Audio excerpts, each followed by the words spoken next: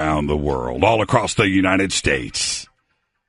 We are live from the City of Angels, the bright, shining light of discovery, that is, the Coast to Coast AM studios right here in Los Angeles, California. And sitting in for George Norrie tonight on this Friday the 13th, I'm your host, Jimmy Church.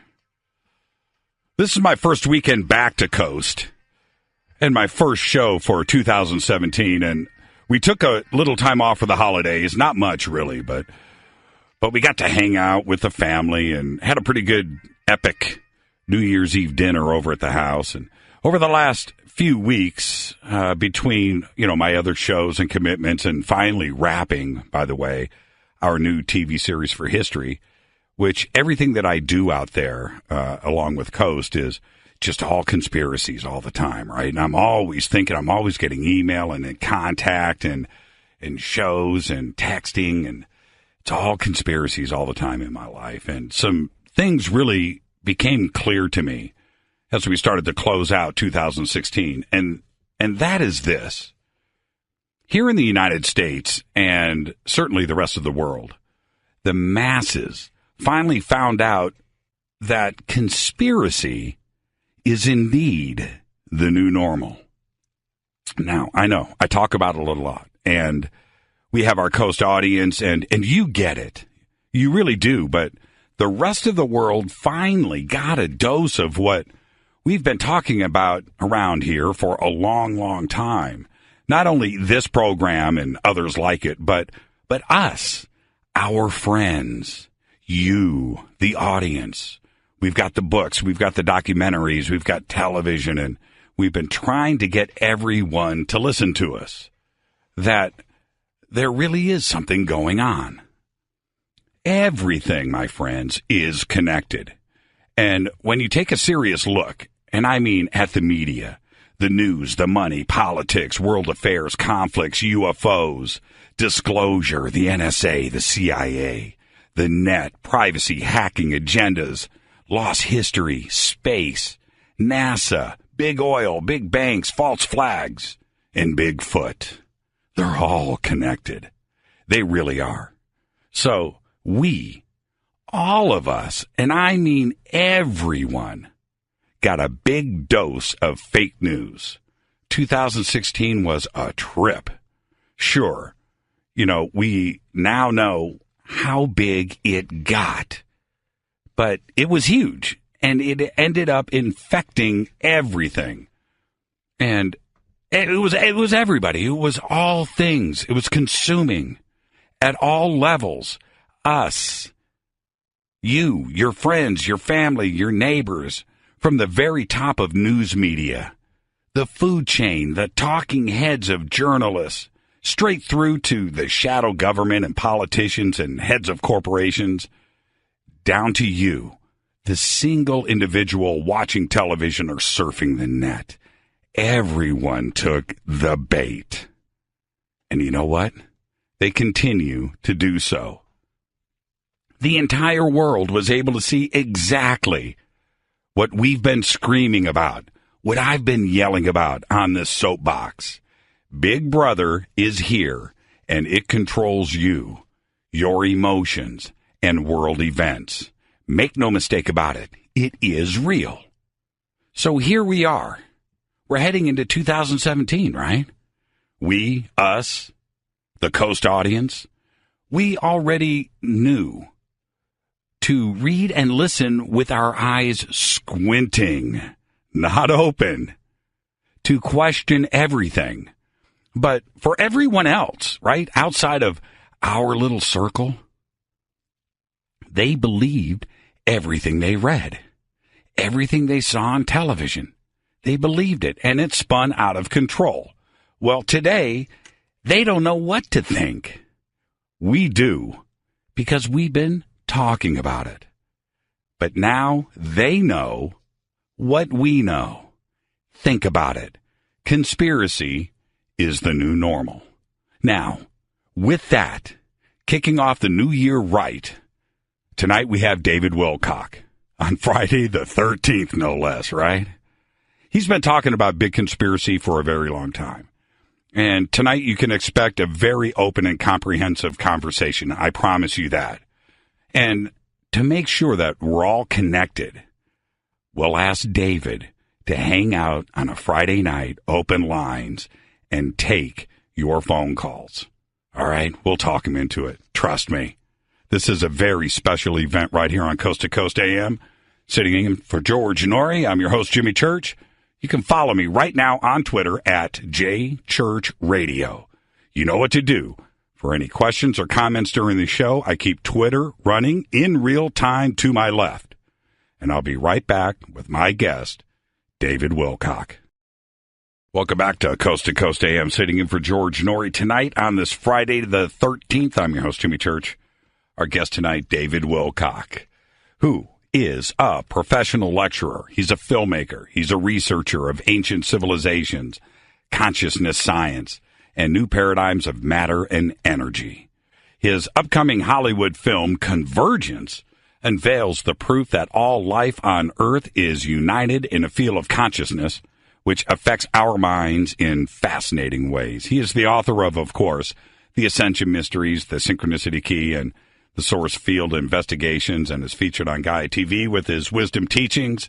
I'd like to welcome back to Coast, our good friend David Wilcock. David, good evening. Hey, buddy, how are you? I'm doing good, David. Hey, normally at this point of the show, I'll, say, what have you been up to? Because I haven't talked to somebody in about a year or so. But in our case, we just spent New Year's over at our house, had a great party, and we kind of whooped it up a little bit, didn't we? Yes, we did. I was responsible for distributing the party poppers and ensuring that they all discharged over your lovely dinner table. We picked out Wilcock streamers for 3 days. So, yeah, it was a great party, man. And I kind of actually want to start with that little get-together with this conversation that we're going to have tonight because, as you know, as we had a pretty eclectic crowd of friends gathered for dinner, right? Some pretty powerful minds were there. It was a freak show. It was. It was great. And one of the subjects that went on for a long time was Antarctica. And I do want loud. Yeah, and it got loud. It did. So I want to start there because you've been writing about that, and you and I have been talking about it a lot over the last month, certainly. But since then, since New Year's, you've got a whole bunch of updated info. So I kind of want to start there, and then we'll wing it. We'll go freestyle after that. How's that? Well, yeah. I mean, we could talk about the new intel and not even get through all of it in all the time we have for the show. So. Yeah, and I'm afraid of that too as well. So let's for the audience that may not know. Over the last month and a half of 2016, a lot of strange events were unfolding down in Antarctica. Of course, we had Buzz Aldrin, we had Kerry on Election Day, we had officials from the Vatican. Sure. Are all winging it down there. What do you think that they were there to see? Well, let's first of all frame the context of the discussion. You and I have talked about this WikiLeaks revelations about elite child sex trafficking and how disturbing that is, and we don't really want to talk about that in the air. I don't want to get into that. Right. But nonetheless, everybody has become aware of it. It was the number one trending search term in early December of last year.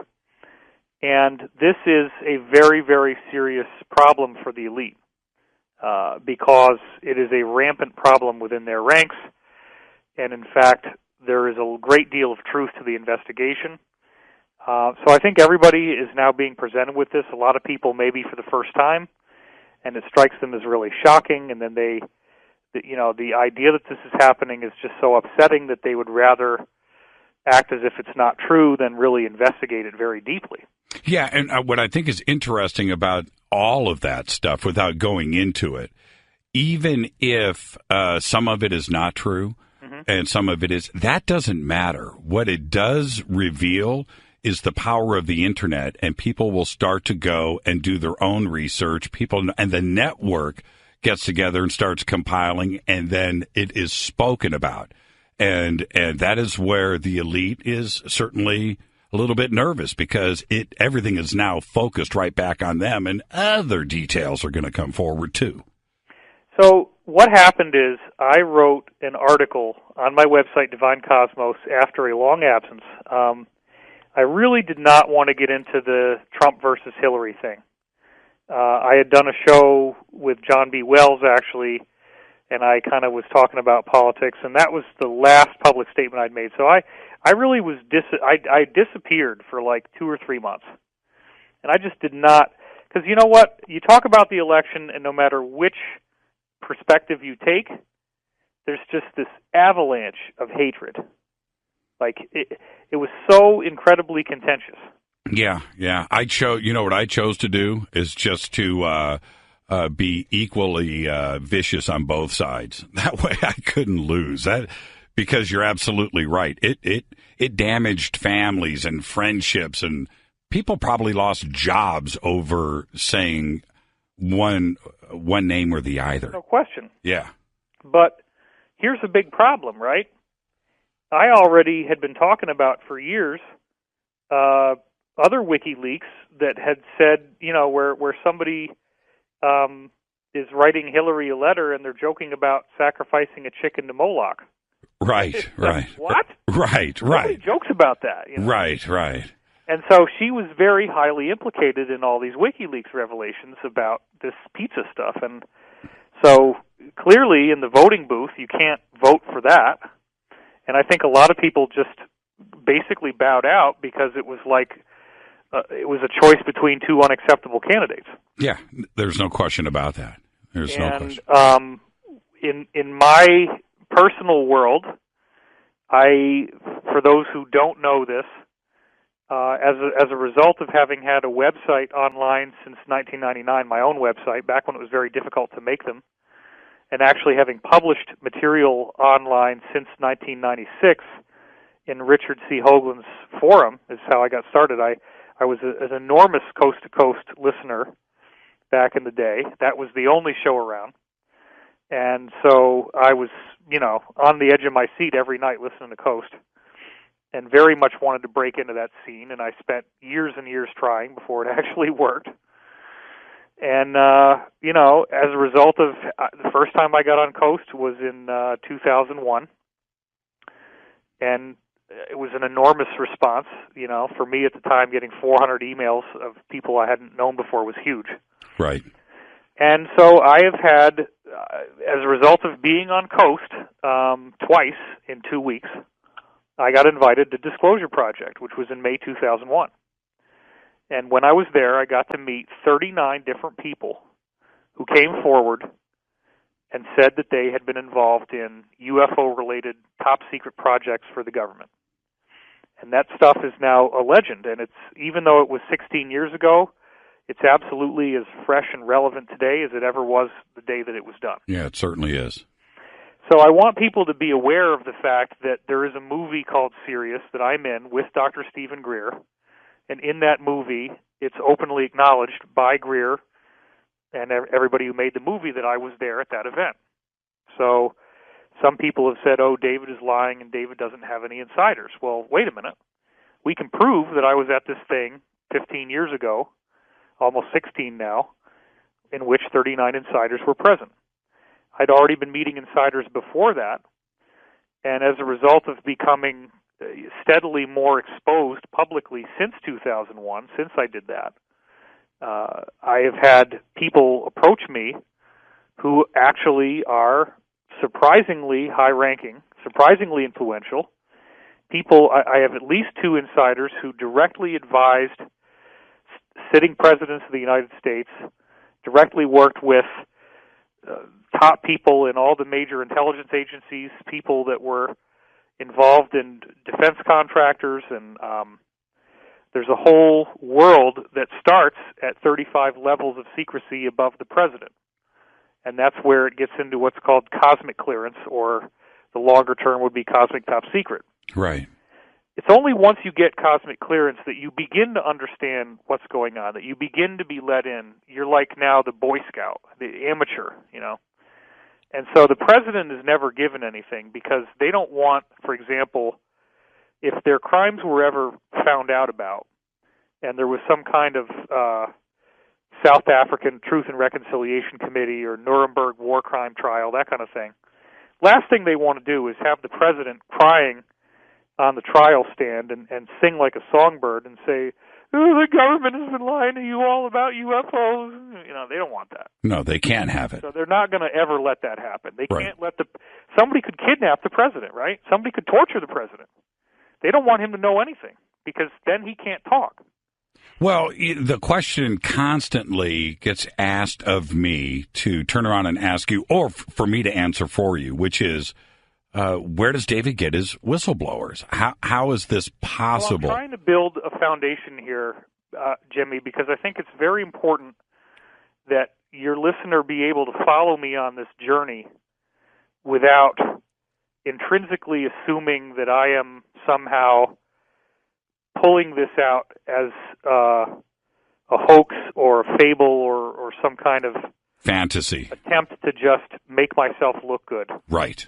I have had a very hard time doing this. I have had vastly more online hate directed towards me than what would take for 100 millennials to commit suicide. Yeah, I don't know how you deal. I don't know how you deal with it. I deal with it on my own little small scale, and some of it we deal with together. But as you know, but you're at another level of that, and you have to have some very thick skin for sure. I up until I think it was 2011 that I started to quarantine myself. But up until 2011, I had basically had 10 years of seeing at least 6 very, very venomously hateful comments directed to me personally every single day. No days off, no weekends, no holidays, for 10 years. And the most insanely outrageous, toxic, incredible hatred. And one of the things that I find so disconcerting is that I was often accused of having no proof to back up these claims. And so I would go into extensive, extraordinary depth of scientific rigor to such an extreme that my first book alone has well over 1,000 academic references. My second book has nearly 700. And my third book has another like 300, 400. And yet people say, oh, David has no proof. Yeah, it's not enough. So, well, it'll never be enough, David. Yeah, and that's what I finally have come to is like people are just going to make up stories and they're going to say whatever they want. And nothing that I do and no level of integrity that I try to preserve is ever going to change the voice of the negative. They're always going to say the same thing. And the two most, there's probably 3 most common arguments that I hear the most. Number one, David has a huge ego. Everybody wants to say that. And I don't really understand where that's coming from. I do think that because we're in such an embattled field here, that I may have in the past said some things that sounded like I was bragging or pumping myself up. But I think when we're all so embittered and we're getting bayoneted in the trenches by the enemy here, and we fight so many years to bring out the truth to people who don't even really seem to want it or care. Right. And we don't really see that much progress in the open world. And skeptics for year after year after year can say, David's been saying that we're going to get disclosure. David's been saying the government's going to tell us the truth. And it didn't happen, and it's not happening, and it's not going to happen. Blah, blah, blah. You know, this thing goes on, and it doesn't appear that anything really changes. So I think part of why people have accused me of having a huge ego is that I'm extremely confident and I'm extremely outgoing and very fluent on stage, and they have this intrinsic belief that if you are saying something that's fringe, if you're saying something that doesn't agree with their belief system, that you're supposed to be really apologetic and kind of right. depressed, and you're not. Let me jump in right there. We've got to take a break right here. Our guest tonight is David Wilcock, and when we come back, as promised, we will talk about Antarctica. Our guest, David Wilcock. I'm your host, Jimmy Church. This is Coast to Coast AM. All right, welcome back. Man, love me some Genesis. All right, check out Beyond Belief, where you can join Coast to Coast AM's George Norrie for dynamic discussions on paranormal phenomena, conspiracies, and all things unexplained. You can see the world through new eyes. You get new episodes weekly. You get unlimited access to Beyond Belief and watch anywhere on your computer, iPhone, iPad, whatever. No commercials, no sponsors. Enjoy Beyond Belief completely ad-free. Just go to beyondbelief.com. Our guest tonight, David Wilcock. Now, he's got some breaking stuff. It's about Antarctica. It's been, in our circles, the subject of conversation now for a couple of months. His new research, what he has found out, the breaking news after this short break. Stay with us. All right, welcome back to Coast. Sitting in for George Norrie tonight, I'm your host, Jimmy Church, and our guest is David Wilcock. Now, David, right before the break, we started to get into Antarctica, and I just want to back up and ask again, why all of the activity with Kerry and Buzz Aldrin and the Vatican? What's the interest? What have you been told? Okay, so again, I see where you're going, and I want to do a couple more things before we get to answer that question. Because, Okay, David, I get it. Without the context, it's useless. So the context is this. We have been dealing for 100 years with a hijacked financial system in which European elites had the American dollar outsourced to them with what's called the Federal Reserve System, as everybody knows.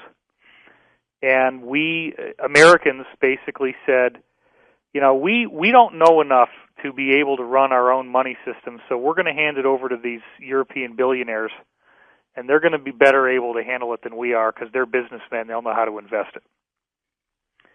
Well, what's happened is that the value of the dollar has decreased by about 97% in those 100 years. Right. And it turns out, as everybody knows, that this money that they're printing is based on nothing. And because the U.S. dollar up until now is still what's called the global reserve currency, everyone else's value of their economy is based on the strength of the dollar or lack thereof. And they're slated based on their weight against the dollar. So the Federal Reserve can print as much dollars as it wants and doesn't have to be backed by anything, and they can effectively control who lives and who dies, who eats and who starves. So a very important part of this Antarctica discussion is to understand that no, contrary to what some conspiracy theorists want to assert, it is not a worldwide conspiracy. It is not something where they control all the governments, all the militaries, all the financial systems. That is not true. There are plenty of people in the world who are flaming pissed off at the Federal Reserve and at what we've been calling the cabal. Some people call it the New World Order, the Illuminati. The cabal is a more neutral term. It's less scary sounding. Right. So that's what we've been using. Right. So this international alliance got very strongly activated after 9/11 because, much like the Roswell crash clearly was not a weather balloon, 9/11, with buildings collapsing into their own footprint, is clearly not the result of Arabs with box cutters. And isn't it interesting that his passport just happens to land face up at the bottom of the Trade Center, Yeah, still one of the great head scratchers of all time. And why did it happen on the occult 2,000-year anniversary of the birth of Christ, as defined in a Bible code, Right. This was a very occult act, done with very precise timing for a goal, and the goal was, of course, this 5-inch tall stack of legal documents that was known as the USA Patriot Act that was a blueprint for turning America into a fascist dictatorship and shredding the Constitution, which conveniently pops up just a couple weeks after 9/11. So a lot of people are aware of this. The problem is that the cabal has had a large degree of control over the press, and that includes television, movies, print media, etc. Right. So there has been an alliance working very quietly behind the scenes, and they have been working with ever-increasing effectiveness to try to bring down this corrupt global organization. Well, this has taken, it's really, really gotten into a very active phase in which the alliance is now stronger and more powerful than the cabal. And yet, the alliance is doing a cleanup operation in which most of the cabal will already have been completely defeated and completely wiped out before we ever hear a word about it. So one thing other that I need to say before we get into Antarctica, because this is all very important, Sure. is that if you study the history of banana republics, communist or fascist type dictatorship situations in which there is a coup and in which the existing regime is overthrown, you don't ever hear about the coup until it actually happens. The people that do the coup cannot say anything about it. They just do it.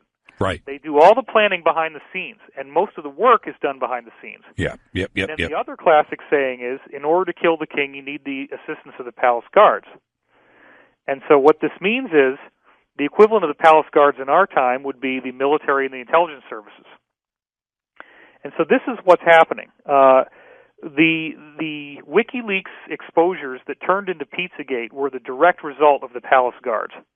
And Assange has already been saying, look, guys, it's not the Russians. It's the U.S. intelligence services. It came from within.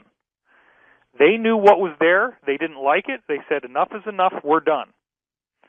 So, the people in the cabal have been aware ever since 9/11 took place that they really, really badly botched it. It was meant to be a lot more effective. It was meant to be a lot more clean. So even though most people think 9/11 was a success for the cabal, there were many, many, many loose ends and unanswered questions that they had hoped to have neatly tied up, and it didn't work that way. Just like when they hoped to find chemical weapons in Iraq, they didn't find them, because actually the teams that were supposed to plant the fake weapons got fragged and were killed before they could actually put them in position. They had no idea where the fake stuff was located, so they couldn't actually find it. Interesting. And this is all stuff you hear when you start hanging out with the kind of insiders I know who literally were advisors to presidents. So what's happening now is that the cabal is absolutely out of time. The alliance is now more powerful than they are. And 9/11 was a botched job where they didn't get what they wanted. And they knew that it was only a matter of time before they were going to be exposed. So they have had a plan in the works as sort of like the final get-out-of-jail-free card that they've built for themselves, so that when the time comes that 9/11 truth goes mainstream, when the time comes that they cannot keep the doors closed on this thing, what could they do? Is there any possible way, once there's already war crimes tribunals, once the top bankers, or whatever you want to call them, the top industrialists, the top warmongers, once they're actually on trial, once they're actually in front of the world and accounting for their crimes, what can they whip out that might give them clemency, that might get them to be seen more favorably by the public? Right. And so in this complex game that we're playing here, how many moves away are we from checkmate? It's already over. It's raining in California. And right. That's a sign that it's over. Right. That's funny, David. That's funny. But I have been saying to people, everybody who knows me personally I've been saying ever since the drought really became a big thing 4 years ago, was when it really started to be talked about as a big thing. Right. I've been saying, look, why do actual meteorologists call this thing the ridiculously resilient ridge? Yeah. Why is there this high pressure zone off the west coast of California over the ocean that absolutely positively never allows rain to hit our state? Ever. And anybody that says, we get rain in harp and that it's the cabal, right. They just want to punish those California hippies. No. This is where all the food is grown. That's right. This is an attack against America itself. That's right.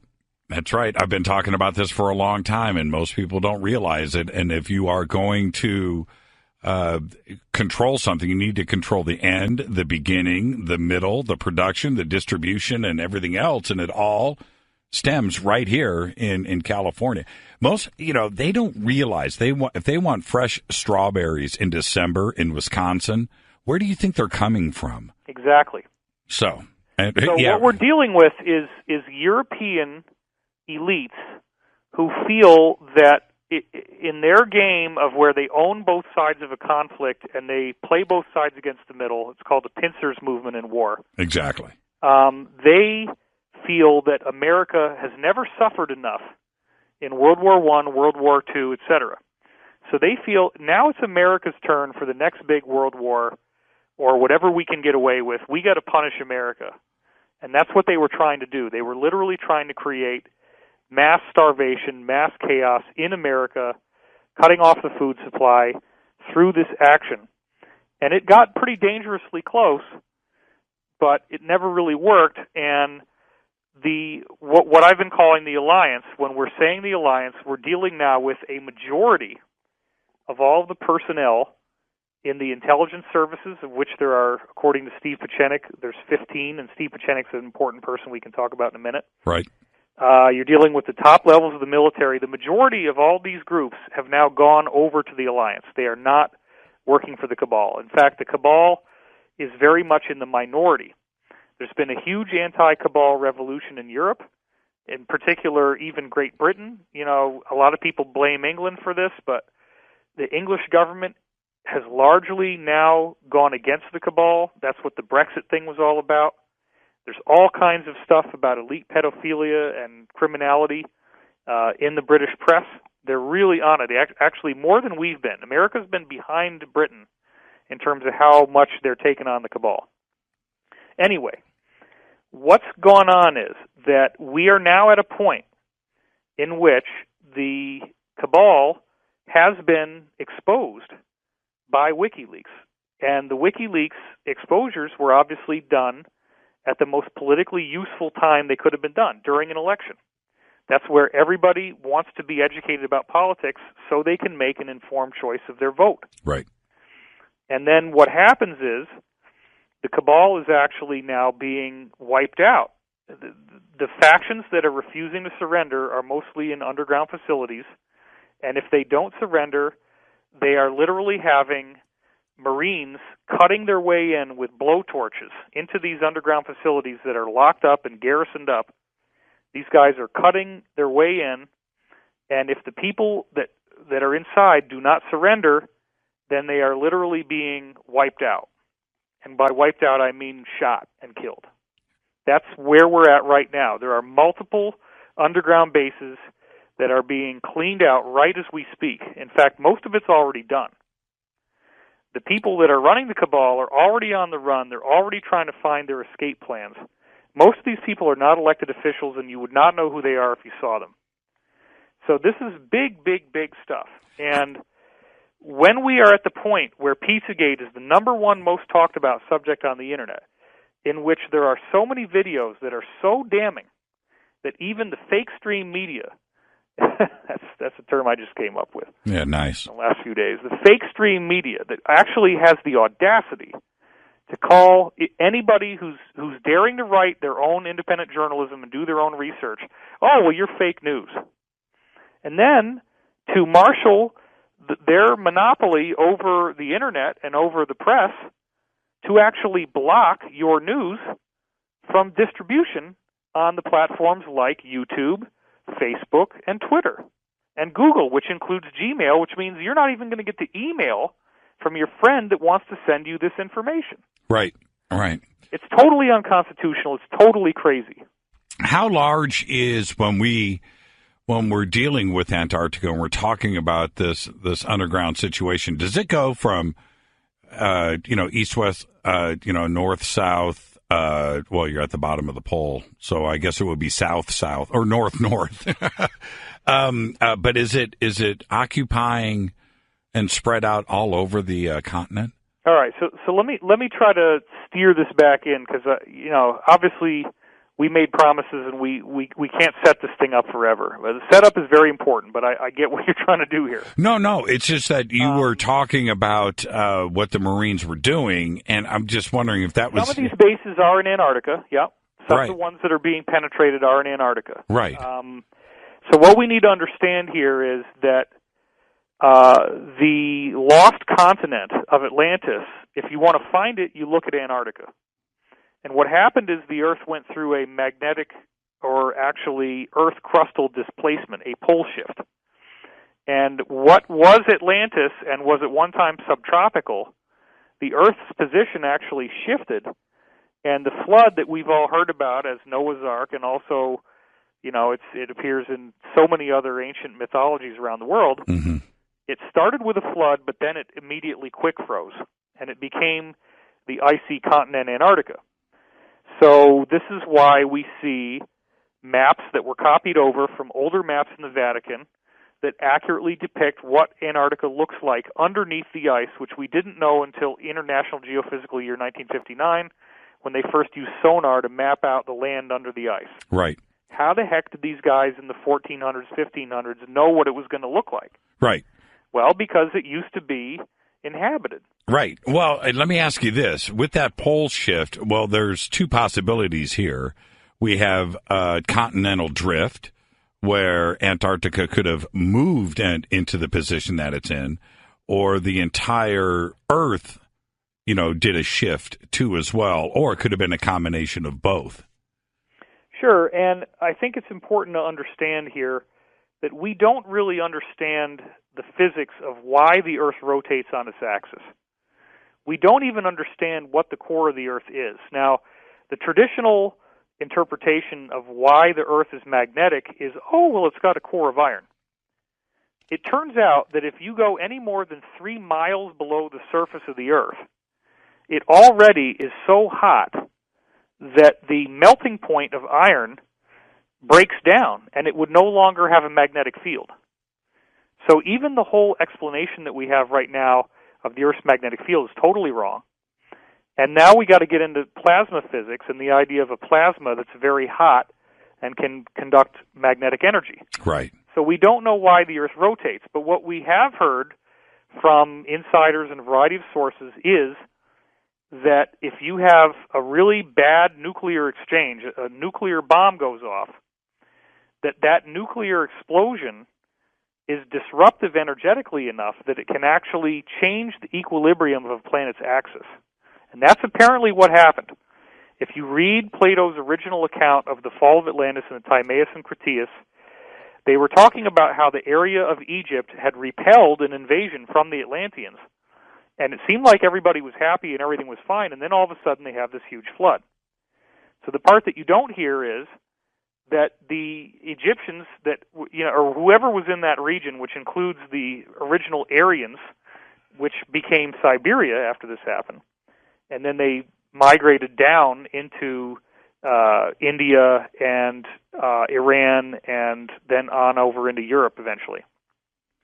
But these peoples, after they'd repelled the invaders, they wanted to finish the war, and they dropped a nuke on them, or several nukes, and the Earth flipped on its axis. All right, let's take a break right there. Our guest tonight, David Wilcock, talking Atlantis and Antarctica and what is going on down south. And we're going to get to the bottom of all of this. This is a Coast to Coast AM special event. I'm your host, Jimmy Church. More with David Wilcock after this short break. Man. Al Green. I got to tell you, that song makes you think of Pulp Fiction, doesn't it? It's got a whole new meaning. But the good news is everybody here in the Coast Studios gets to hear me sing like Al Green during the break. I do Al better than Al. I gotta say this really quick. I kid.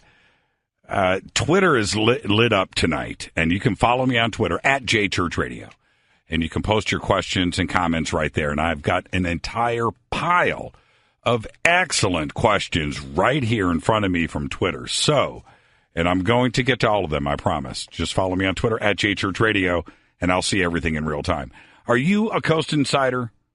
Well, I'm a Coast Insider. And you can sign up to become a Coast Insider right now and listen to the show live on demand. You can do it with your computer, mobile devices. All audio streams are delivered in high-quality, crystal-clear audio. Your benefits include check this out, you get 5 years of audio archives. You get audio streaming. You get downloadable MP3s. You have media access through the website or the mobile app. You can chat with hosts and special guests. You've got an iTunes podcast. And you also get the cool thing. You get a direct email to George, all for just 15 cents a day. Just go to coasttocoastam.com. Our guest tonight, David Wilcock, one of the best, good friend of the show, full of knowledge, breaking news on Antarctica, next. Welcome back to Coast to Coast, filling in for George tonight. It is me, your host, Jimmy Church. Our guest tonight's David Wilcock. And now, I do want to let everybody know, and especially to you, David, Twitter is completely on fire tonight. And on top of that, the phones, which we haven't opened up yet, have been jammed all night long. So we've got a lot of people interested in what's going down right now. And I've got a pile of questions off of Twitter.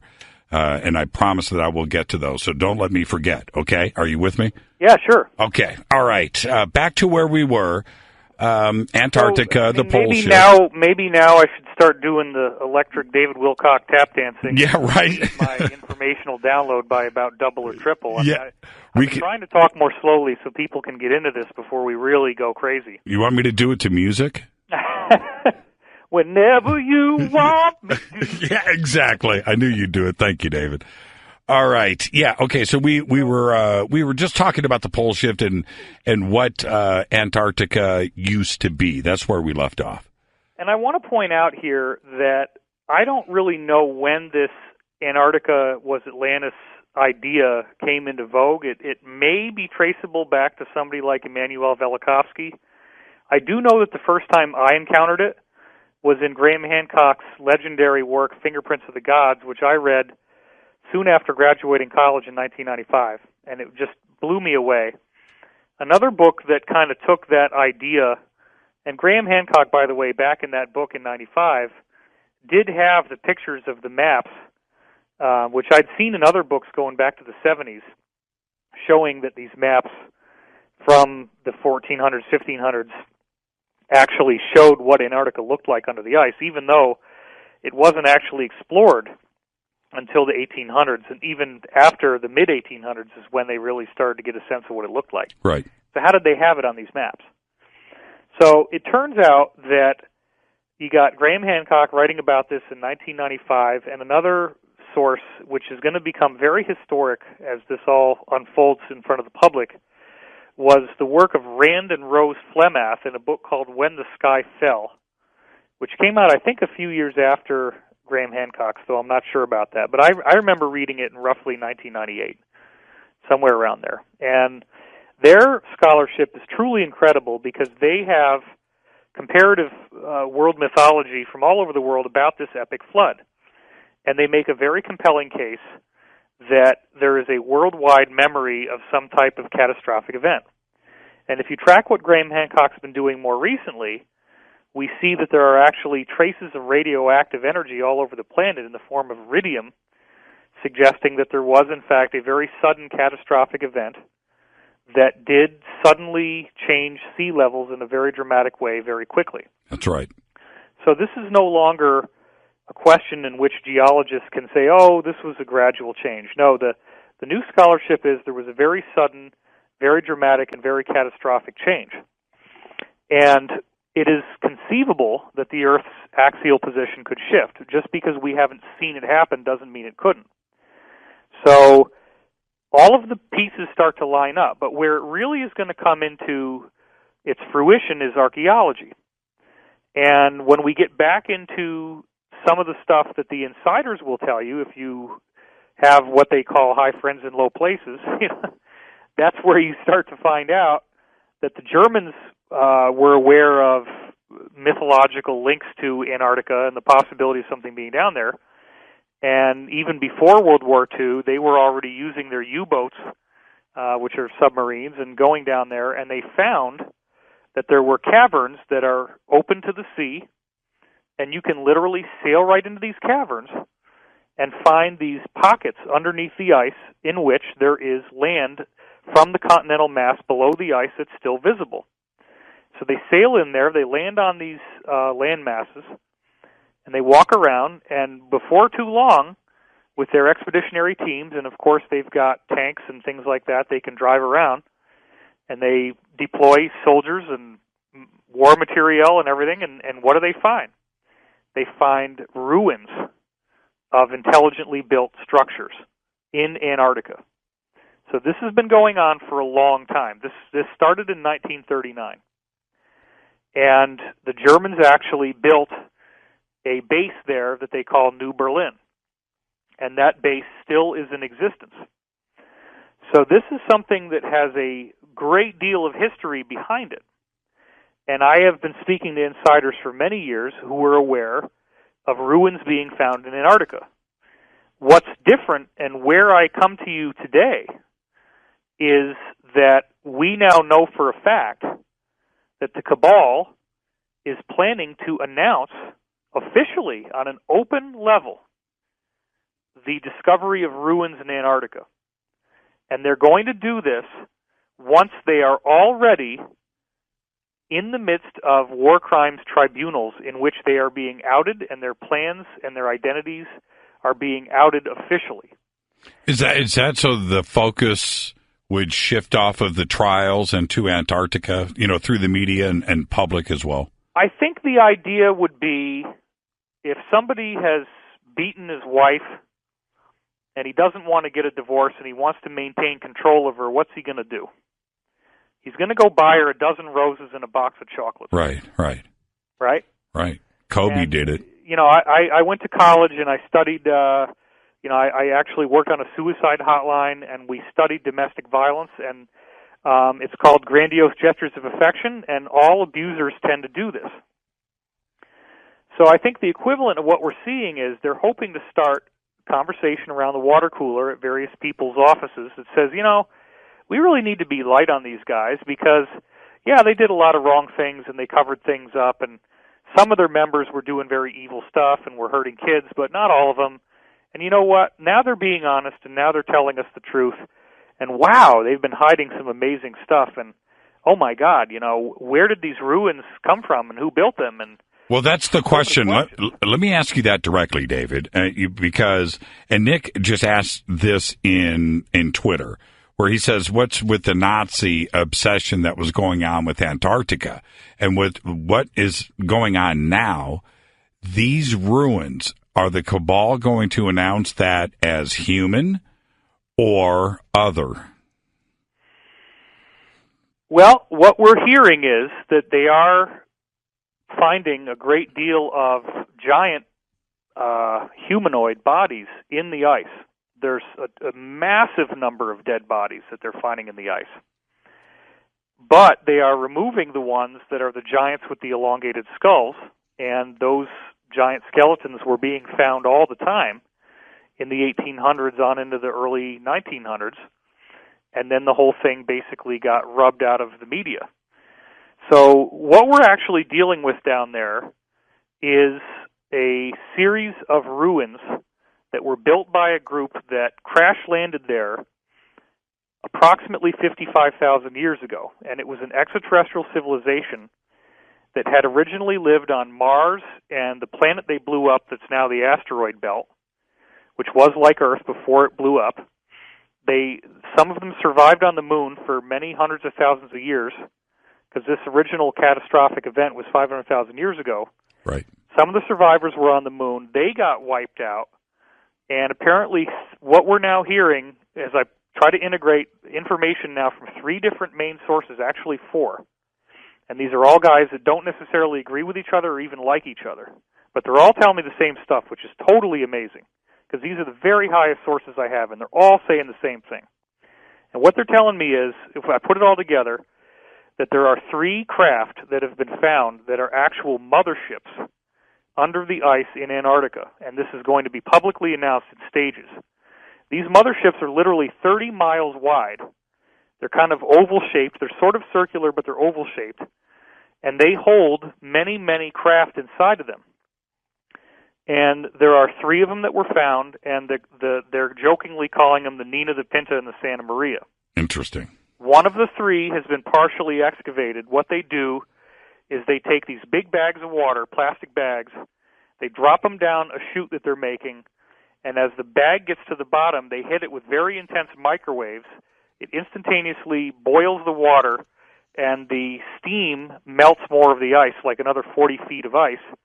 And so pretty quickly they can bore down through that 3-mile ice cap and get down to where this thing is. Is that why, and this is again from Twitter from Roger, is that why Google is blurring things out? There's always, some white cloud in the way when you're starting to look at stuff in Antarctica. There are probably going to be things in Antarctica that are anomalous. However, these ruins, these particular 3 motherships, which are not even the real motherships, they're only kind of like a small mothership compared to the size of what they did have. Right. But these are not something you're going to see on Google Earth no matter what. That's right. Very advanced satellite telemetry using unconventional technology in order to find these. Are there other countries involved in this, or right now is it just us? Oh, look. This has been going on since 2002. There's a 14-year study of these ruins involving major university professors, and they have been documenting all of their research as they go for the last 14 years. And all of this stuff at some point is going to be brought forth publicly. These people are going to become huge celebrities, and anybody who was talking about this, like Graham Hancock or Randon Rose Flemass, they're going to become huge, huge public figures at that point because they will have been proven correct. And what I've been told is that we're actually getting authorization from the U.S. government, which is now basically in the control of the alliance. The cabal is on the losing side. We're now getting authorized to reveal this information. And there are a whole lot of things that are going to all come out at the same time, including the fact that apparently all, and I didn't know if I was going to be able to say this, but I got clearance to say this too. It started with something Fulford leaked. Benjamin Fulford leaked it on his blog, and I got independent confirmation from 2 other sources. All of the major U.S. military aircraft carriers have all been brought back to port, and they are all being restocked and re-outfitted, which can take 6 months of 24-hour-a-day work. They're being restocked and re-outfitted with all kinds of technology that they weren't going to tell us about for 100 years. And they're all being loaded up with it right now. And this includes 3 different types of drones that look kind of like the quadcopters, but they're full size. There's 3 different sizes of them, and each aircraft carrier is being equipped with dozens of these. And if you want to see what they look like, go watch Avatar or the Tom Cruise movie Edge of Tomorrow, where the letters, it says live, die, repeat. Right. So they've been showing us this military hardware. Also, if you look at a movie like The Avengers, or if you look at a movie like Captain America, Winter Soldier, they got these floating aircraft carriers. Those are also apparently going to be released as official disclosure. Well, to get ahead of the cabal, shouldn't the Alliance release this Antarctica story first? Well, that's what is happening. The Alliance has asked us, and by us I mean myself, Corey Good. I'm actually not aware of anybody else publicly doing this yet who's actually getting briefings, but we're trying to do our part here to release this on behalf of the Alliance so that the cabal does not control the narrative of how this is leaked. That's the big key, because they want to use it to try to further their control, to try to create controversy where people say, well, wait a minute, we can't punish these guys. Right. If they die, the secrets die with them. And I'm not even saying they should be killed. But I do think that they need to be prevented from continuing to create destructive influence. Are there ETs associated with the cabal that are hiding in, like, unaware people or in between dimensions? Hiding in unaware people? Yes. I don't believe in shape-shifting biological life. So the whole shape-shifting reptilian thing, no. All the best sources I have say that does not happen.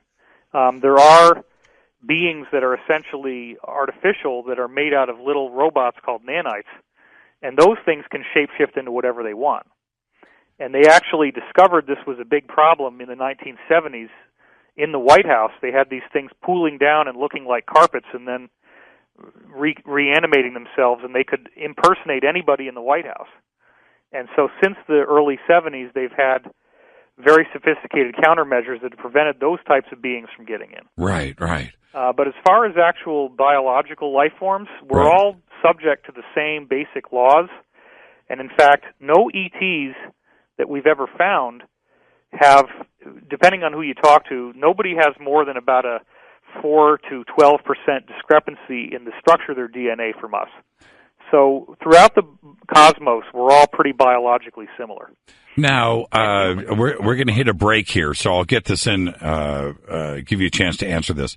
With the Draco and Antarctica, obviously, and their connection going back to World War II and the Nazis, is there going to be some Draco sightings or a disclosure when it comes to Antarctica as well? Well, here's one of the interesting things. Both U.S. Marines and Canadian Marines have been taking out these underground bases, and they weren't necessarily on a need-to-know basis of what they were going to see. And so I've been hearing from my insiders that there's been some great shock in some of these Marines, because when they infiltrated these bases, they saw reptilian-looking humanoids fighting alongside regular humans like us, defending their home turf. And that was very traumatizing and shocking to many of these Marines when they saw this.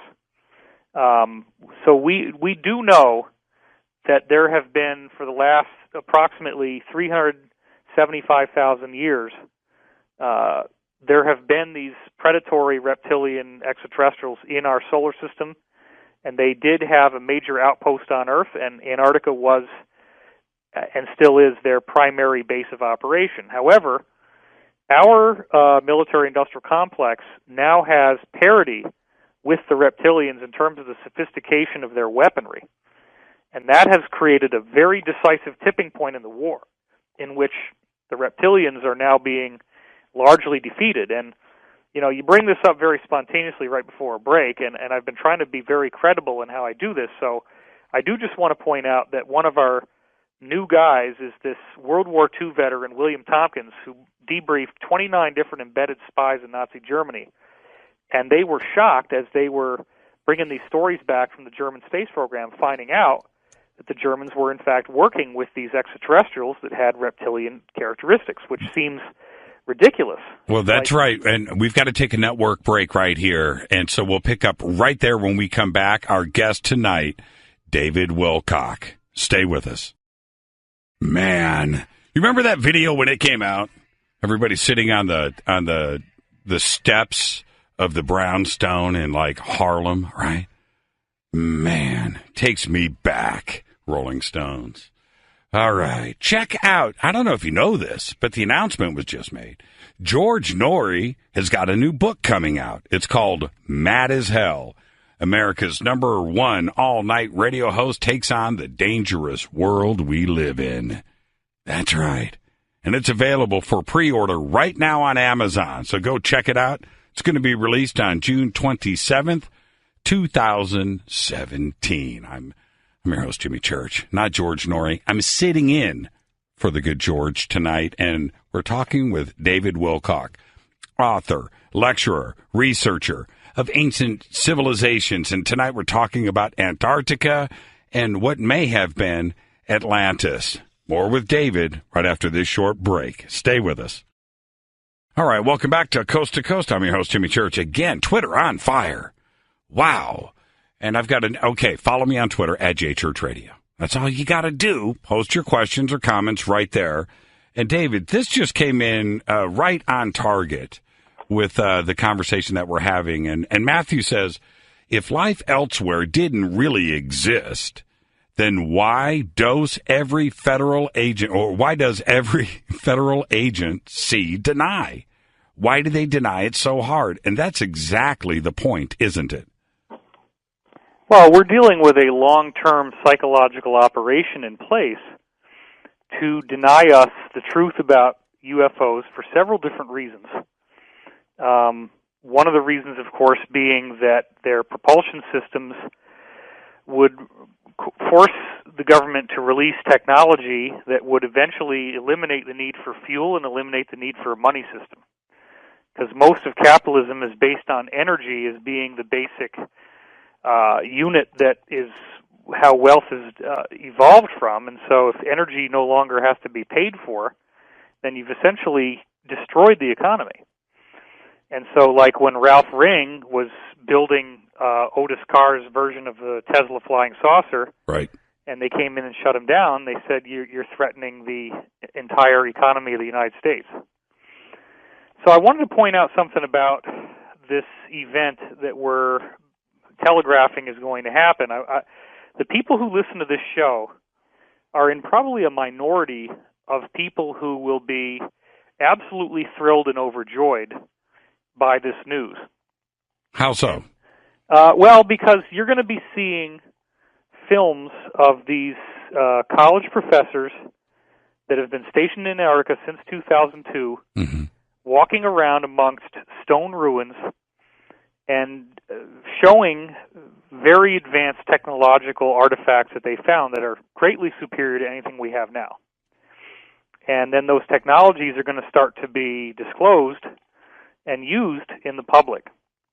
Now, most of the people that would listen to this show are going to see this as a good thing, but I do want to point out something that the insiders have been telling me is one of the big concerns is that this will be seen as a mass trauma by many people.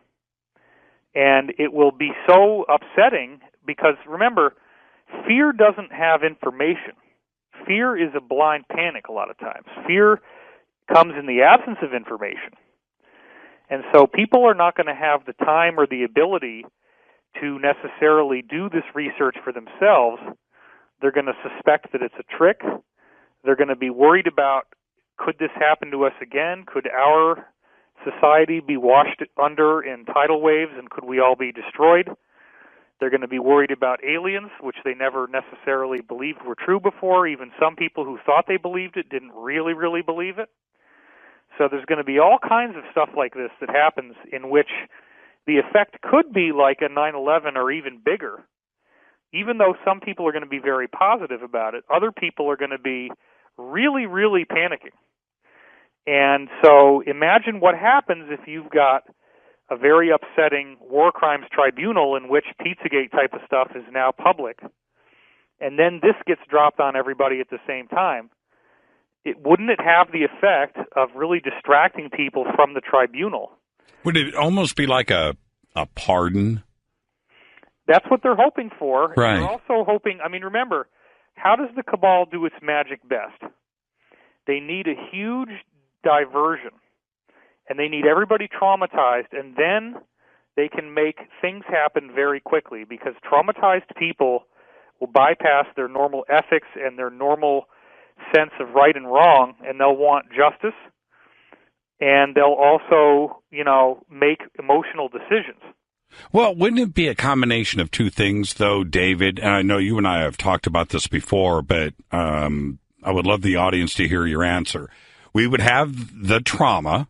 I would be traumatized, okay? So there would be the trauma, but then there's the other side at the same time with the same people where that question has been answered, right? And there is the relief that we're not alone. And we can move on now, and let's look at other things. Wouldn't it be a combination of both? Yeah, I'm much more inclined towards what you just said, and I wouldn't have even pointed out the mass trauma part if it wasn't something that the highest levels of this are concerned about. Right, it's a goal. So also, and I want to redirect everybody back to the timeline of this because I wrote my definitive Pizzagate investigation somewhere around December the 6th, I believe. And then I wrote the follow-up to it less than a week later. I think it was around December 11th or something. It was when you were on my show because right. You released it the day before and you called me. Right. So Corey was getting information from his people in the military-industrial complex secret space program, which we've talked about in the article and so forth. I'm not going to redefine that right now, but right. They have flying black triangles and things like this. They told us you guys need to run your asses off to get this stuff out there, because if you don't, you're going to be scooped, and it's going to appear that you're just copying something that has made it into these tabloid websites. So we worked like crazy, and I managed to get this thing posted on my website, a very comprehensive investigation. 2 hours later, tabloid websites started to talk about, for the very first time, cities under the ice in Antarctica. And what if we find cities?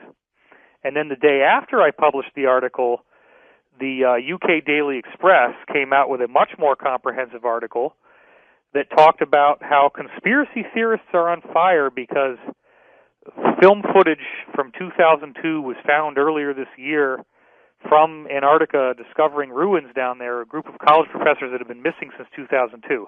I'm like, wait a minute. I'm one of the grand poobahs of conspiracy theory. So are you, Jimmy. Yep. Nobody ever told us about anything like that. That's right. If it was out there, the alternative community would have torn it apart like a pack of hungry dogs.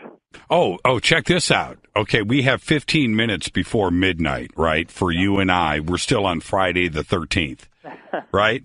Well, the first apocalyptic alarm of 2017 was being raised by conspiracy theorists around the world because today we had a trio of events all at the same time. We had the year's first full moon, Friday the 13th, and Venus being the brightest it's been in 8 years. Right. And it was supposed to be doomsday today. Well, we've got 13 minutes and 30 seconds left. Still okay. Yeah, we're still here, brother. So look, I'm very, very excited about this coming out.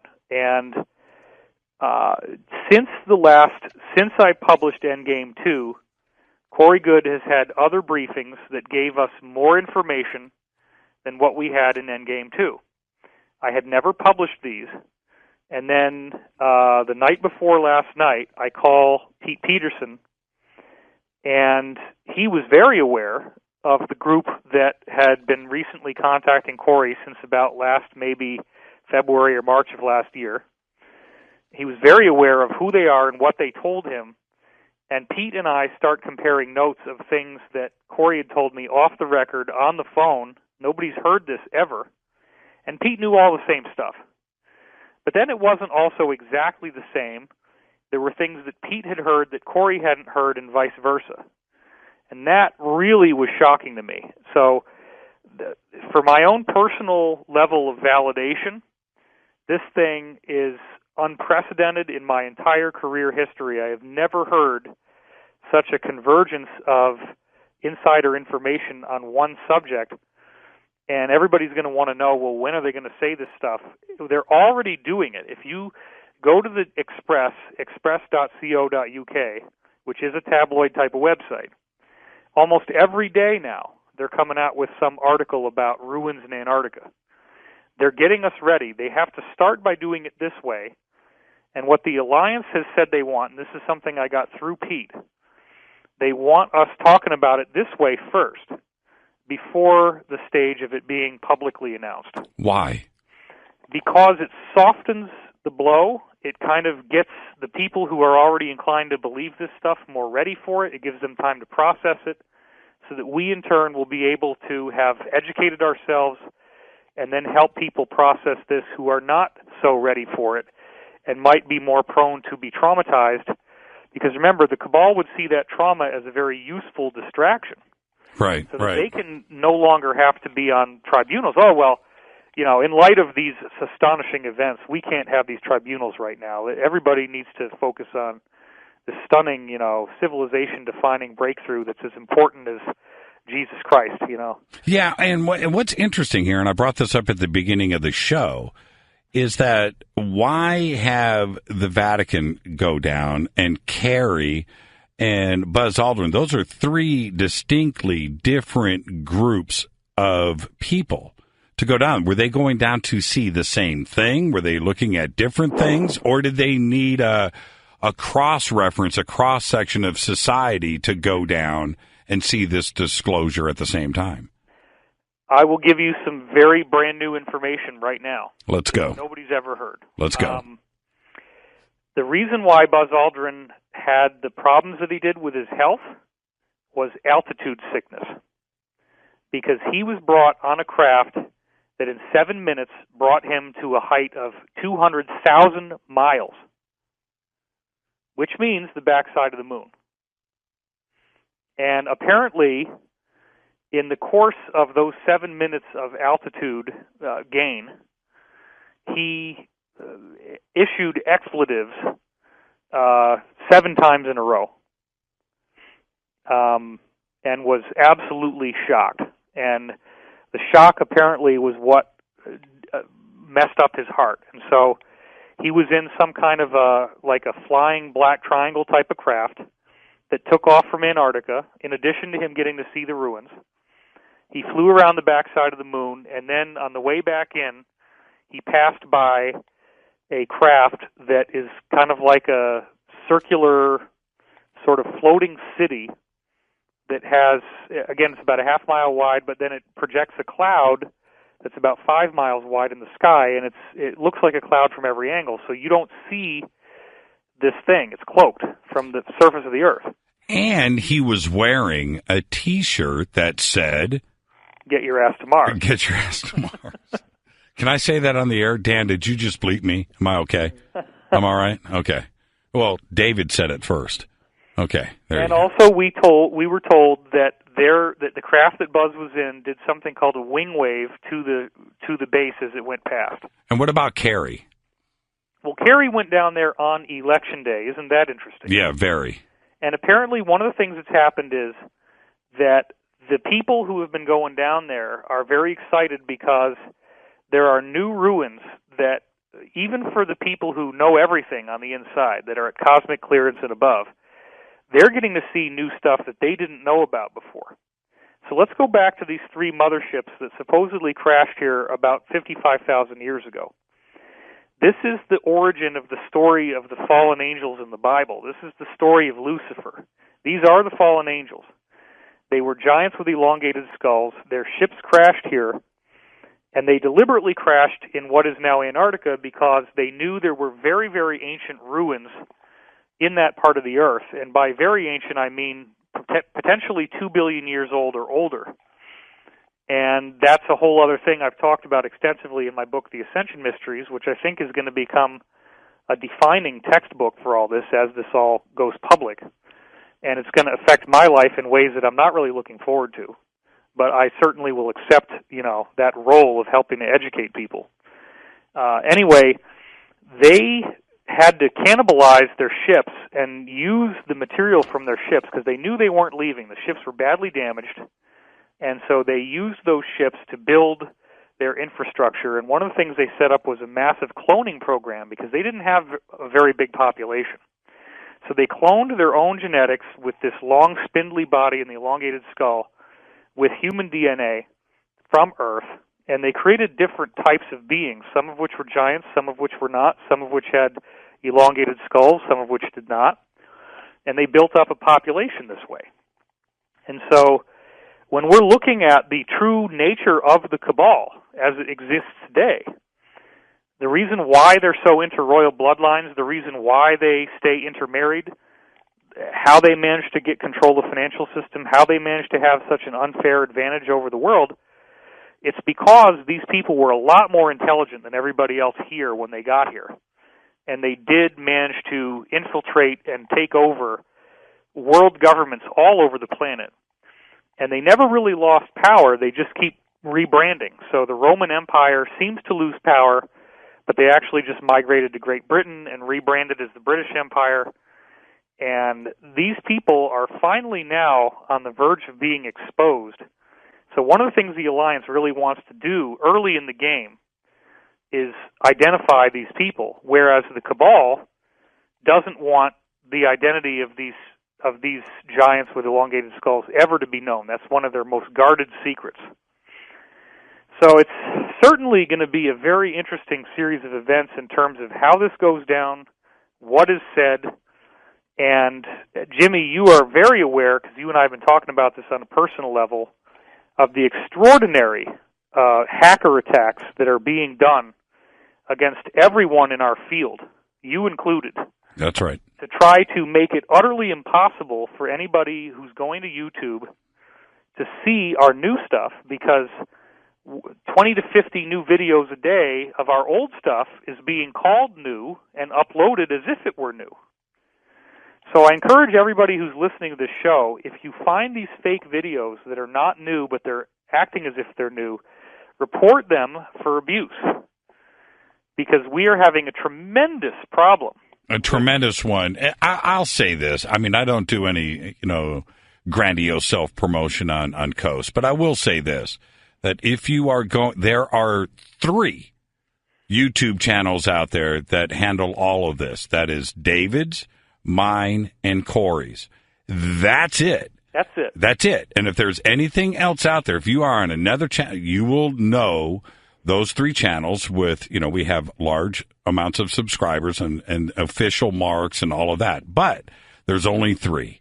Right. And mine is David Wilcock 333. Corey's is Sphere Being Alliance, and yours is Fade to Black. That's it. That's the end of the story right there. Anything else, and it's being allowed to propagate. Also, it is something that for us and the people that come to us for information, they're being misled down another path, and there's other things that are even darker than that are going on, and it also involves our websites too as well. Yeah. I had somebody somehow manage to post a link to either a malware or a phishing site in my forums, and it is so difficult to track down that link that we have had to deactivate and take offline my entire forum, because with 10 years worth of data in it, right? 15 really. Right. Because we can't find this needle in a haystack, and if it's there, Google bans us from their entire search engine. And it shows up that way. We've got to take a break right here. David, it's Friday night. Will you hang out with us, my friend, and take some phone calls? Let me have it, buddy. That's what I'm talking about. Our guest tonight, David Wilcock. It's Friday the 13th. We're going to open up the phone lines. Your calls are next. We'll be right back. Man, I love that song. Now, I just posted in Twitter, by the way. I said, okay, who knows who this is? I will say your name on the air. Now, I did that on Twitter a minute ago. Nobody has, really, who knows who that is? Beautiful. Absolutely beautiful. But anyway, moving on. Paranormal Date. Finally, a dating and friendship site to meet others with similar interest. Find your match that shares an interest in not only the paranormal, but you've got science, life, after death, and ghost stories, Bigfoot, UFOs, alternative medicine, and conspiracy theories. Paranormal Date now has almost 57,000 members. It's completely free to check out. You can do so right now with the promo code George. You're going to get a 40% discount. Paranormal Date is also available for iOS and Android apps. And when you're there, check out the companion site, conspiracydate.com. Tonight, our guest is David Wilcock. It's Friday. It's Friday the 13th. It's open lines with you and David. And yes, they are jammed. Get in now. Get in early. We'll be right back with your calls. All right. Welcome back to Coast AM. I'm sitting in for George tonight. That's right. It's Friday the 13th. I'm your host, Jimmy Church. All right, David, you ready? Yes, sir, I am. Okay, let's do this. Let's go to one of our old friends, Old Faithful here. Let's go to Jeff from Culver City. Jeff, welcome to Coast. Hey, hi, Jimmy, and hi, Mr. Wilcock. Happy New Year to both of you guys. Thanks, yes, when it comes to this newly discovered fake news that's suddenly been in the headlines, it made me wonder why now is it just being revealed or discussed. And I believe that it has a lot to do with the clever, albeit clandestine, defeat of Hillary Clinton. You know, it amazes me that nobody could see any of this coming. You know, all of the researchers, all of the pundits, all of the university-educated scholars, et cetera. You know, yet fake news have been with us ever since the advent of the Internet and all its little subsidiaries like Twitter, Facebook, Google, YouTube, Reddit, Gawker, and all that other, mess, right? So anyone, anywhere can say anything on any of these mediums, and people who are utilizing these mediums will believe it as gospel. And it's ironic that I would use the word gospel because the older generation who did believe in whatever they did believe are dying off, and this newer generation who, ironically, are always saying, "Oh my God, OMG," don't even attend any religious type ceremonies or services or believe in anything but the internet and fake news. So my question is this, Mr. Wilcox: do you believe that fake news is a replacement for the organized religion that we all, grew up with or whatever? I'm in my late 40s or whatever, but, and this modern 21st century creation called the internet, along with its minion subsidiaries, like I just mentioned earlier, is the new cult religion for the masses to make them believe in artificial intelligence or artificial technologies. And I'll take you on stop there. Excellent question, Jeff, and Happy New Year to you, my friend. All right. I think that the internet is an opportunity for the freedom of communication. When I created my website in 1999, nobody was telling me what to do. Nobody was telling me to create propaganda. Nobody was telling me to attack organized religion. I had the freedom to write whatever I wanted. And if people hadn't have been interested in it, my career probably would have fizzled and I would have had to get a job. And that would have been the end of it. Oh, you have a job now. I mean, how many hours sleep do you get a night? You work all day long. How many hours of sleep do you I get? do segmented sleep, so I get probably a shift of like 3 or 4 hours, sometimes 5 or 6, Right. Rarely that much. But Right. then I stay awake for an hour or 2 hours, and then I go back to sleep, and then I'll get another shift of maybe anywhere between 1 and 3. Right. That's don't ever imply that you're not out there slaving. Let's go to Wild Card. Chris in Long Island, New York. Welcome to Coast. Say hi to David Wilcox. Hey, Jimmy. Hey, Dave. How you guys doing? Doing good, Chris. Well, I had a question for David in terms of reading his new book, Defense Mysteries, which I'm very enjoying very much. Thanks. And one of the chapters was Nikola Tesla, the Pete Peterson and Nikola Tesla Black Ops. Yep.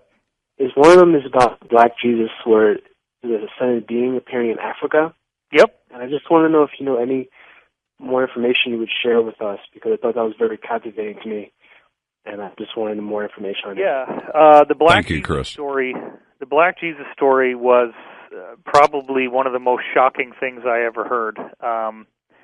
It came from my insider Jacob, I call him that in the book, who actually was working for the Rothschilds and still does, and also is a whistleblower who doesn't really do what they want, but continues to work for them because he feels like there's some very serious extraterrestrial threats to Earth and that what they're doing is very necessary to protect us.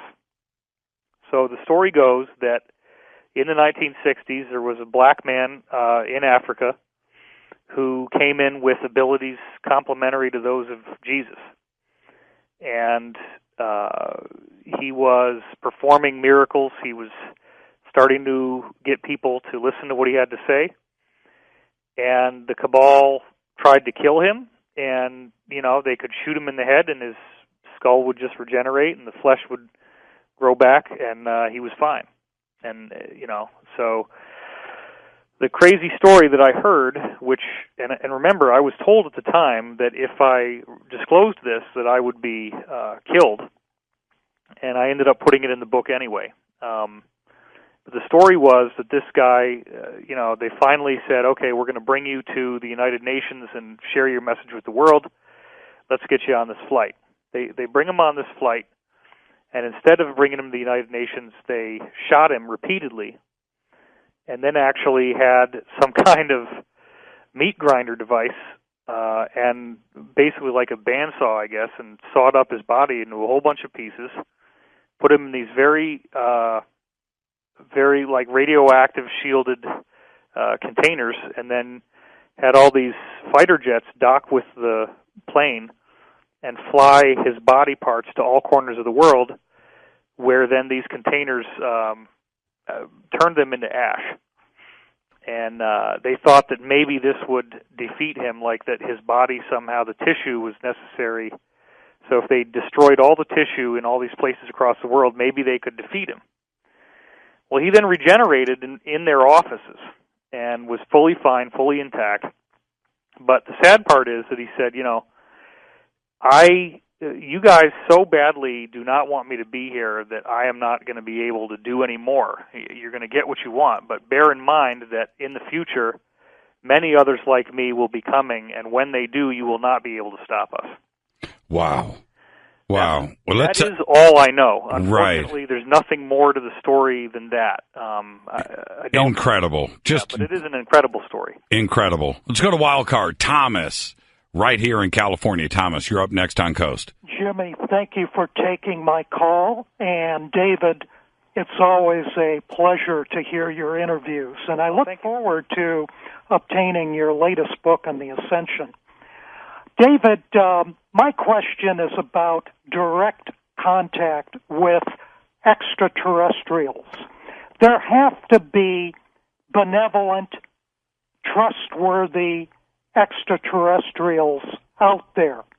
And how can the average man, the average woman of the coast-to-coast universe have direct contact with benevolent, trustworthy extraterrestrials without having to go through intermediaries like the Alliance or the Cabal or the military-industrial complex or national intelligence agencies or transnational corporations, but actual direct, face-to-face, no intermediaries contact with benevolent, trustworthy extraterrestrials? Got it. Excellent question, Thomas. So David? It's actually ironic that he asked this question because that is the big question that the reader of Ascension Mysteries is left with. And I am writing another book right now called Awakening in the Dream, Contact with the Divine, that is exactly that. It's exactly what his question is. So the short and sweet answer is that when you're dealing with the benevolent folks in the universe, they found that if they were to appear in front of people in person too quickly, that people would be worshipped by others as some kind of guru or savior figure, and that the people themselves would have ego problems that would develop where they would feel entitled or special or otherwise different. Right. So what usually happens in the case of ET contact, what I'm going to outline in my new book, and we're haggling over the release date right now. It may be August 2017, it may be September 2017, and it may be spring 2018, and that's not fixed yet. But it will be one of those three. So you will generally start having these experiences in dreams. And so I would highly, highly condition people to think that a dream might not just be a dream. One of the things I've heard from Corey Good is that people are having ET contacts, and then the dream will be partially what actually happened and partially a screen memory. It will be slightly distorted, or sometimes greatly distorted. So, but in the greater sense, I would say that we all have a higher self, and the higher self tries to communicate to us through mystery, and the mystery usually will start with things that most people would call coincidence and I would call synchronicity. So that's why I wrote a whole book called The Synchronicity Key, where I scientifically proved the existence of synchronicity as a bona fide fact. So you'll start to get these things happening that really defy common sense and logic, and that's your clue that invites you into the deeper mysteries.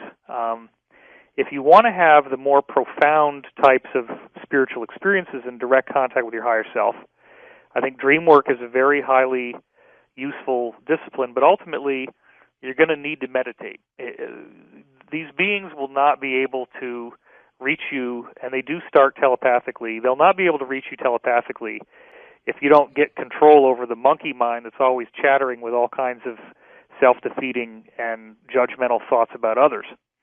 And so when you can start to control that thought and get yourself into a nice, clear, coherent consciousness, that's where the criteria for contact will begin.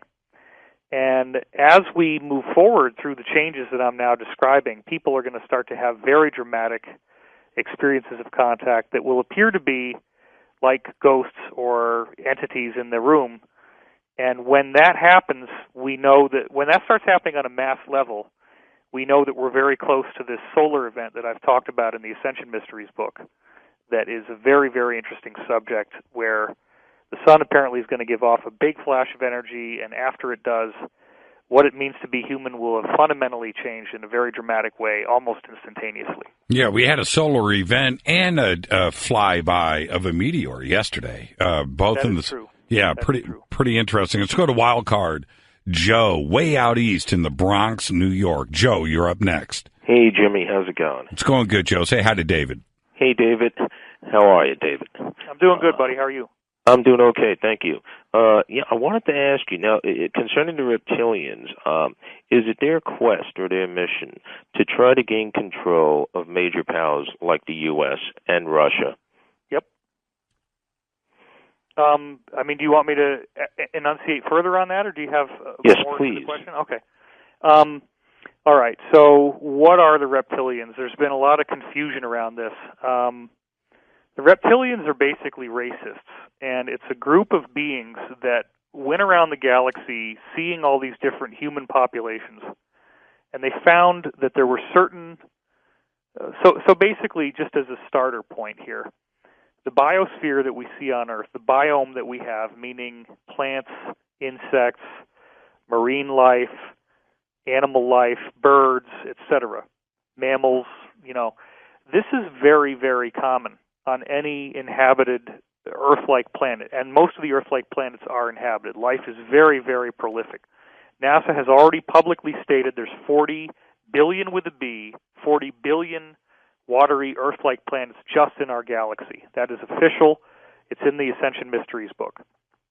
So, there are human populations on these planets, and this is because evolution ultimately is written into the laws of quantum physics.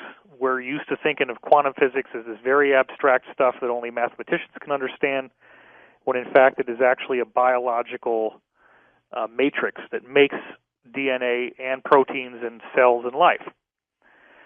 So the types of organisms that we see in the animal kingdom here on Earth, there's all different ways that one of those types can become a human-looking being, and it depends on the climate and the conditions of that planet, and to some degree the actual consciousness of the planet and the sun as to which of these types of beings become sentient. So you could and do have planets that are entirely oceanic, where they don't have any continental mass above the surface of the oceans. And then you're going to have an aquatic species, and it could be any of a variety of types like we see in our oceans, that become humanoid and sentient, and they will have limbs and heads with eyes, nose, mouth, ears, just like we have, or more or less similar. Then on planets where they do have land, you might have bird-like beings. You might have beings that look like they're kind of cat-like human or a dog-like human. And in some cases, you do have reptilians. It's not very common. So the reptilians, for whatever reason, maybe because of the heritage of the reptilian brain, they have tended to be more aggressive species. And so a very dominant, very intelligent, very reptilian group has found other natural reptilian stocks in our galaxy. They invaded these planets. They blended their DNA with the native populations. So these populations now are hybrids. And they formed this confederation. They have been making war on non-reptilian species all over the galaxy, and they've been largely defeated and got beaten back into our little corner here. So they have an outpost in the constellation Orion, and they have an outpost here in our solar system, and those are their two main centers of operation. Hey, Joe, I want to thank you for the phone call. We're going to head towards a break right here. Thank you so much. And, David, what do you say? Okay, I have two questions before the break. Let's get these in from me. Okay. A, what do you say to the people that insist that you are a disinfo agent, number one? And number two, what about your DNA? Two simple answers. Have you had your DNA checked? So let's get those in. You've got 2 minutes. It's pretty odd. Why did I get a 179 when I took the IQ test? Why did they tell me I scored too high that they couldn't actually even tell me what my IQ was because it was off the chart? Why do I see things that other people don't see? And for me, it's like obvious and easy. And if I talk too fast, then people don't have any idea what I'm talking about? Why did it take me many years to learn how to dumb myself down enough that people could understand me? I don't know. I do think there's probably some kind of extraterrestrial aspect to my personality or my soul or whatever that is different from most people. You look E.T.-ish. I do kind of have an elongated skull. Yeah, you got something going on. Okay. Yeah. And then as far as disinformation, when you're looking at the people who are doing this on behalf of the cabal, right, they're trying to promote a Luciferian belief system because that's the cabal's religion. I've been exposing it for many years.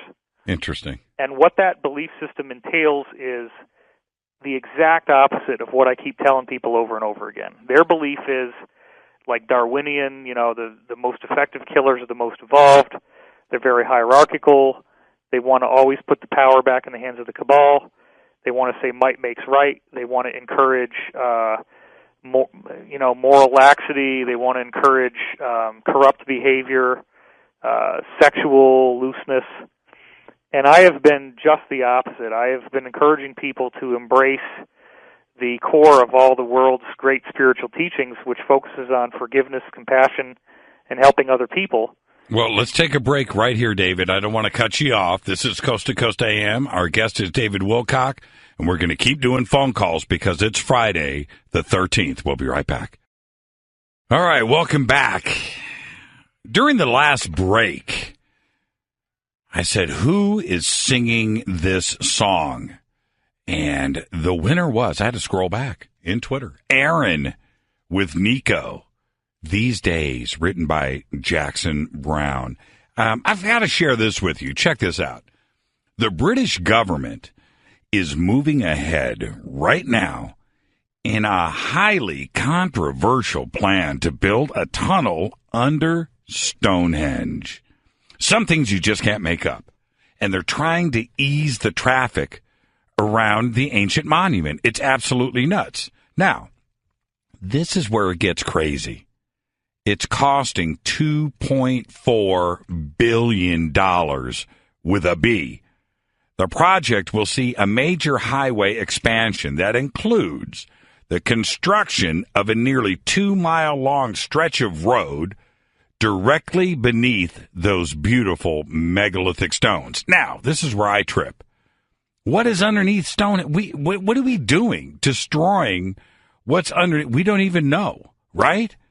Is somebody going to check this out, or are we just going to bore a tunnel underneath Stonehenge without checking it out? Read the full story right now in the news section over at coasttocoastam.com. I'm your host, Jimmy Church. I'm sitting in for George Norrie tonight. It's Friday the 13th, and I've got David Wilcock right here taking your calls. We'll be right back. Welcome back to Coast AM, and David, I want to thank you for hanging out with us tonight. You've done a full 3 hours with us and an hour full of phone calls. So before we end this segment, I just want to say thank you from the Coast audience and from all of us here. And with that, let's try to do the best we can heading out here to end the third quarter. Let's go to Heather, east of the Rockies in Katy, Texas. Heather, you're up next. Hi, David. This is Heather Sartain.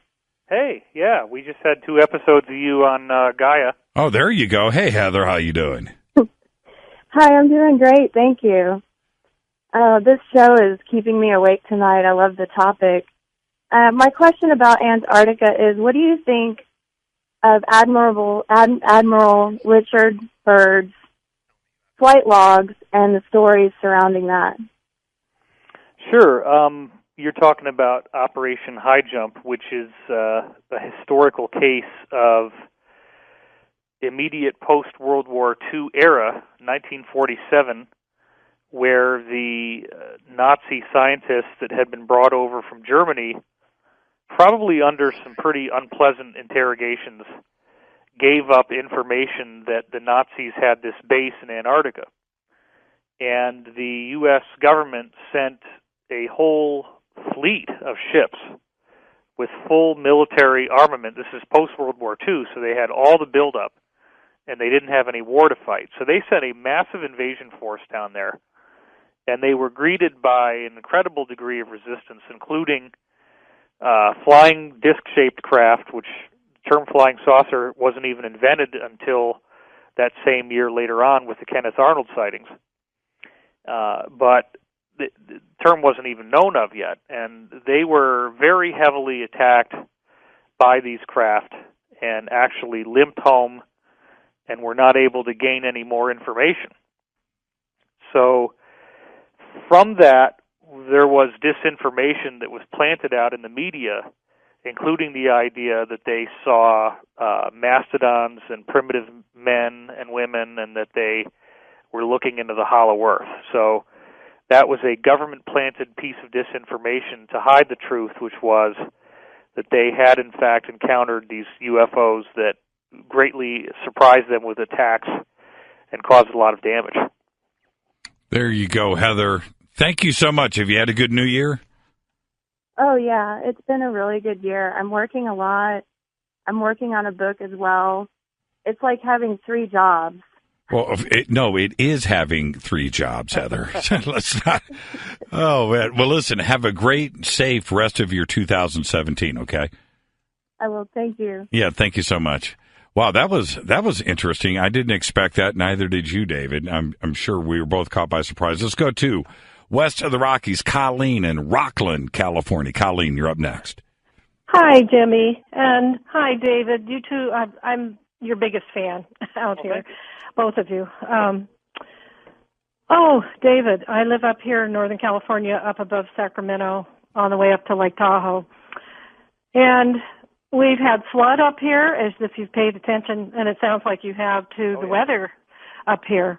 We've had so much rain, and I thought to myself during this deluge of the time that this is like it. I'm 65 years old. This is how it used to be. Yep. In the Bay Area all the time. Every winter we had tons of rain.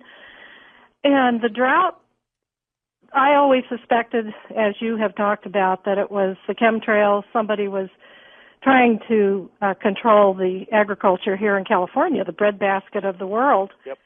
And my question for you is this. Are we going to stop seeing chemtrails? Well, you also spoke about the drought, so let's start with that first. Okay. I did get very high-level intel, again, authorized, and these are sources that are as high on Earth as it gets. The people that Pete are speaking to are at the very top of the command structure of the Alliance.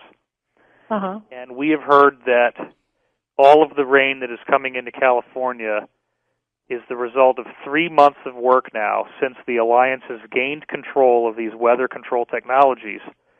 And even though there is damage being done by the flooding, their determination is that they need to replenish our water table right now during the season that it's going to rain. And in fact, the latest statistics are, and this is even fake stream media saying this, 40% of California is now completely drought-free. And that's before any other storms hit us, and we still have a few months to go. So the drought's over, and that's amazing. Although I did not get any specific information saying this in so many words, since the chemtrails are both extraterrestrial in nature and cabal in nature, there's both types of negative groups doing this, and the fact that these groups have been neutralized, I do not expect that chemtrails are happening now, nor will they continue. Thank you for the phone call, Colleen. That was excellent. And let's go to the first-time caller line, Jordana in San Diego. Jordana, you're up next. Hi, Jimmy and David. I'm a really big fan, and I'm going to Joshua Tree. And Conrad DeFlon says hi to David. Cool. Do you remember him? UFO abductee. Yep. So I have a question and also an experience, recent. And the question is, I don't hear anything in the news necessarily about the Obama administration handing over the United States internet to Russia, China, and Iran.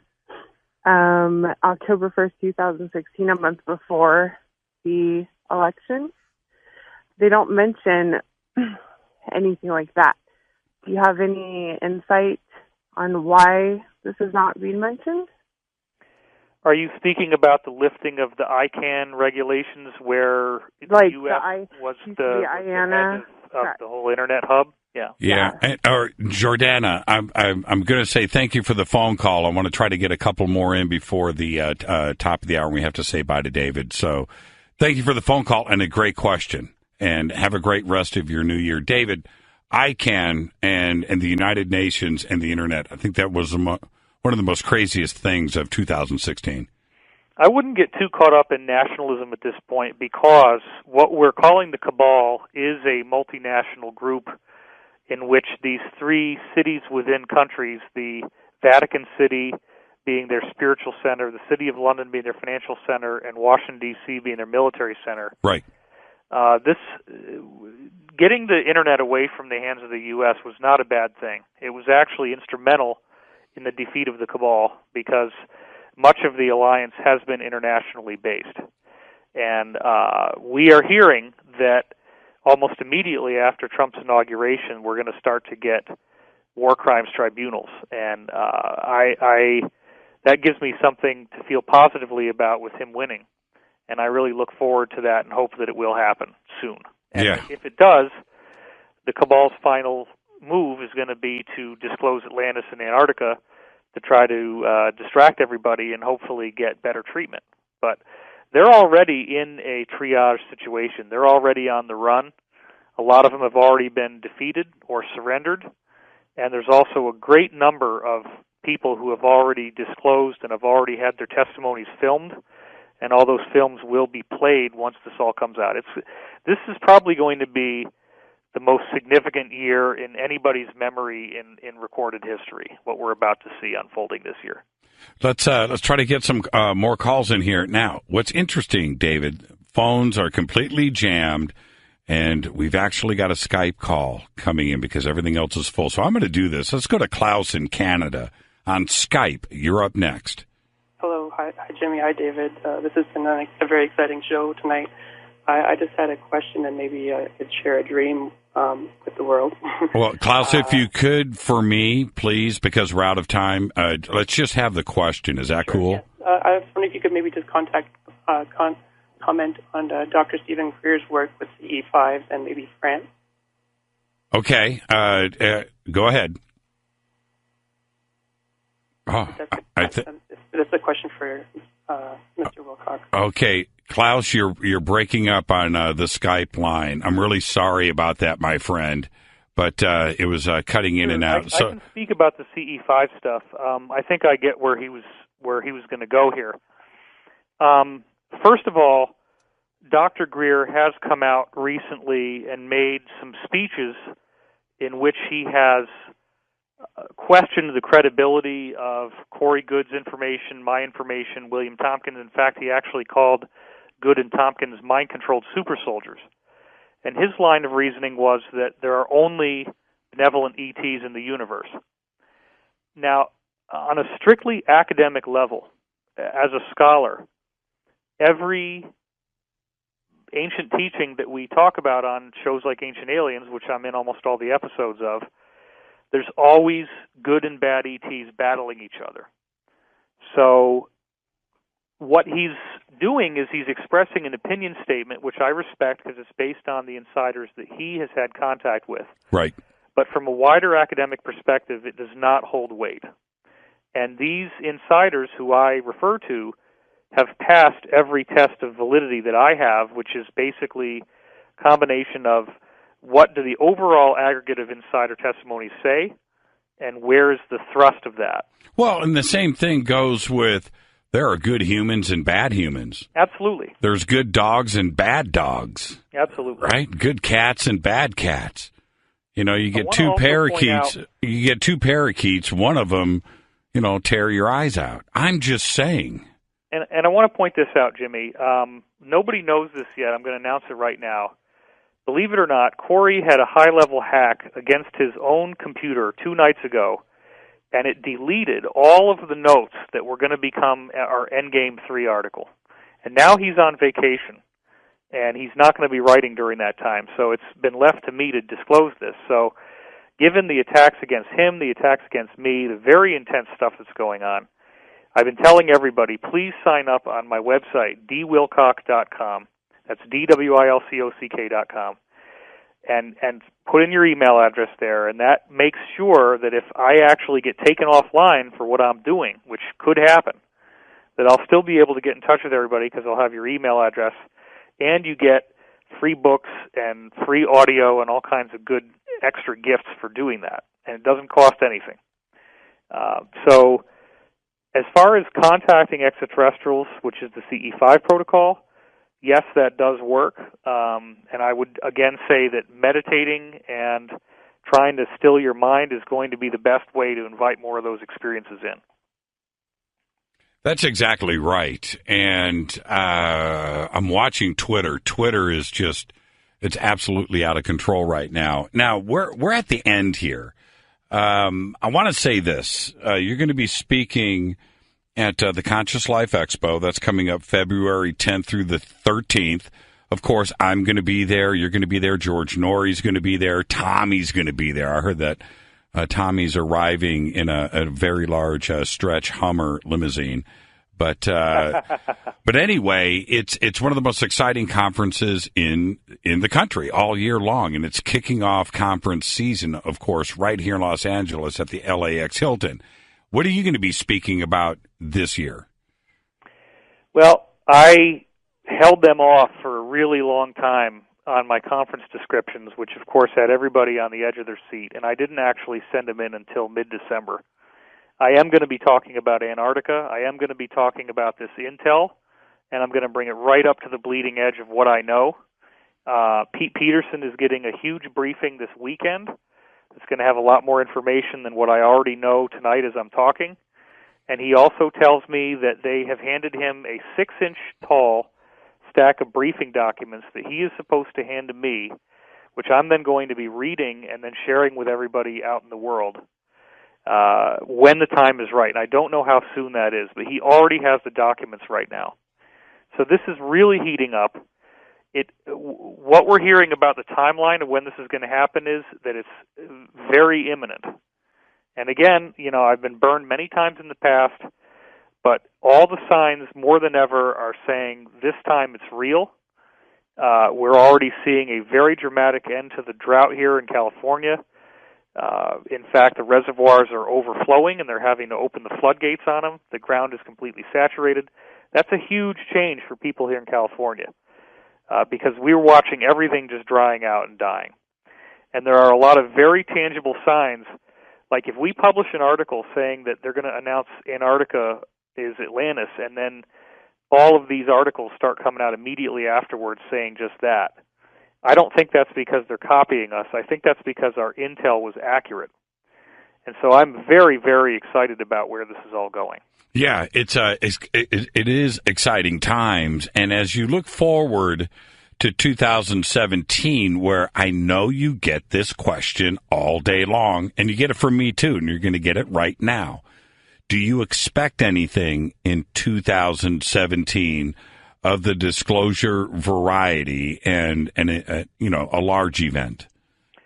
Yeah, it appears that what we're going to get is a partial disclosure, and Corey and I have always said we do not want partial disclosure. We acknowledge that if everybody got the whole truth all at once, it would overwhelm them.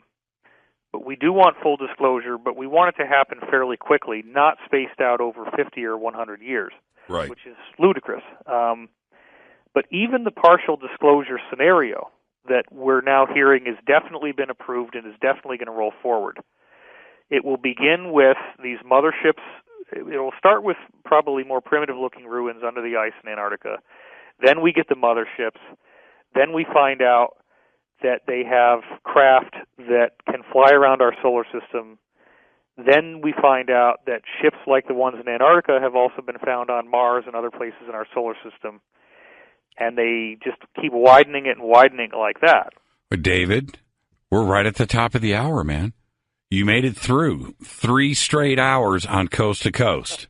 Thank you so much, my friend, and we'll see you. We'll see you at Conscious Life Expo, February 10th at the LAX Hilton. You're the absolute very best. Thank you, David Wilcock. This is Coast to Coast. I'll be right back. David Bowie. Can you believe it? It's been a year since he passed away. Had to play that tonight. Had to. But does it seem like that? Does it seem that long to you, Dan? Tom, does it seem that long to you? It's crazy, isn't it? Anyway, I love David Bowie. All right. A normally routine flight. I'm going to use some bad language here, so if you have kids in the room. A normally routine flight by a Finnish airline raised eyebrows today due to an eerie combination of numbers and a final destination that would make even the most seasoned traveler nervous, including myself, which is this.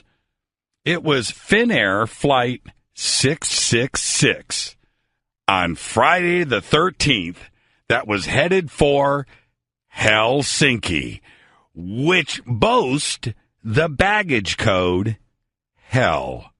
That's right. Me, I'm catching the next flight out of town. Check out the full story right now over in the news at coasttocoastam.com for the full story. All right, I'm your host, Jimmy Church, sitting in on a Friday night for George Norrie. That means open lines, you and I in a doc studio next. All right, welcome back. I love Friday nights, open lines on Coast. And then you make it Friday the 13th, and it's extra special. So with that, let's go straight to wild card. Rick, out east in Florida. You're up next on Coast. Good evening, Rick. Good morning. Howdy. Howdy. Now I believe in aliens. So do I. But there seems to be a disconnect. How so, Rick? To me, about the aliens that your previous guest was talking about to that one guy who was asking about reptilians. Okay. And he mentioned basically anthropomorphic aliens in the sense of we could recognize them, like point out cat features or dog features. That's right. But I just don't see how that could be. Why? Why, Rick? Well, let me say this before you answer my why question, okay?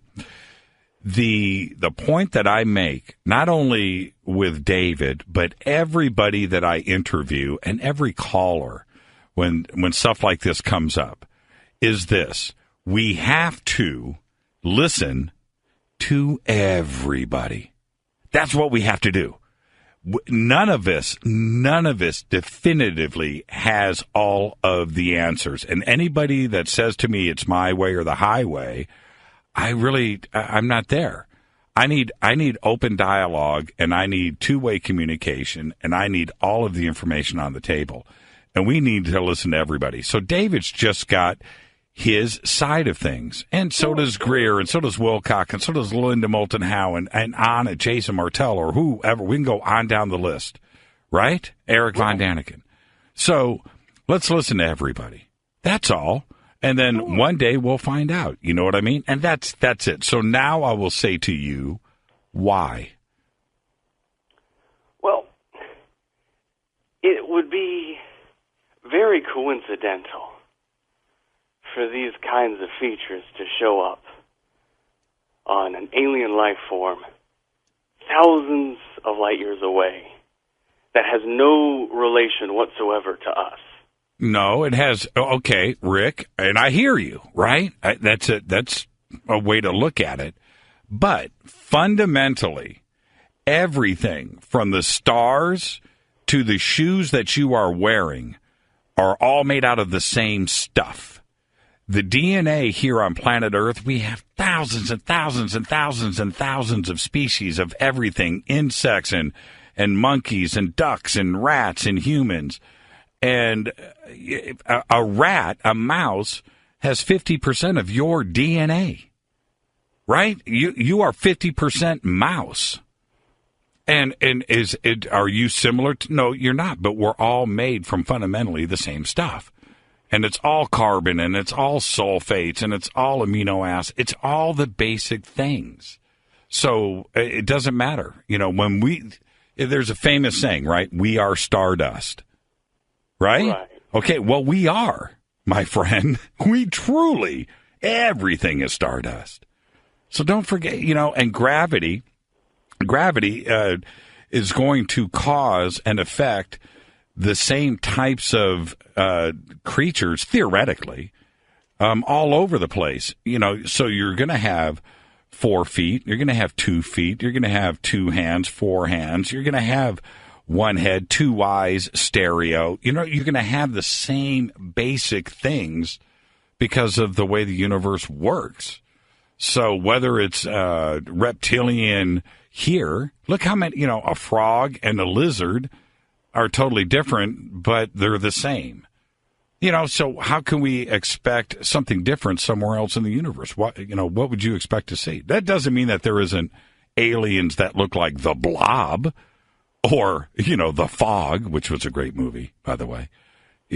So I accept that, but everything is on the table when it comes to me. I listen to everybody, and then one day we'll find out, and I think you're going to see that they're very similar to us. That's my feeling.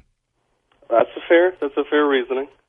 All right, Rick. Respectfully disagree, but That's exactly. That's what we need to do is disagree.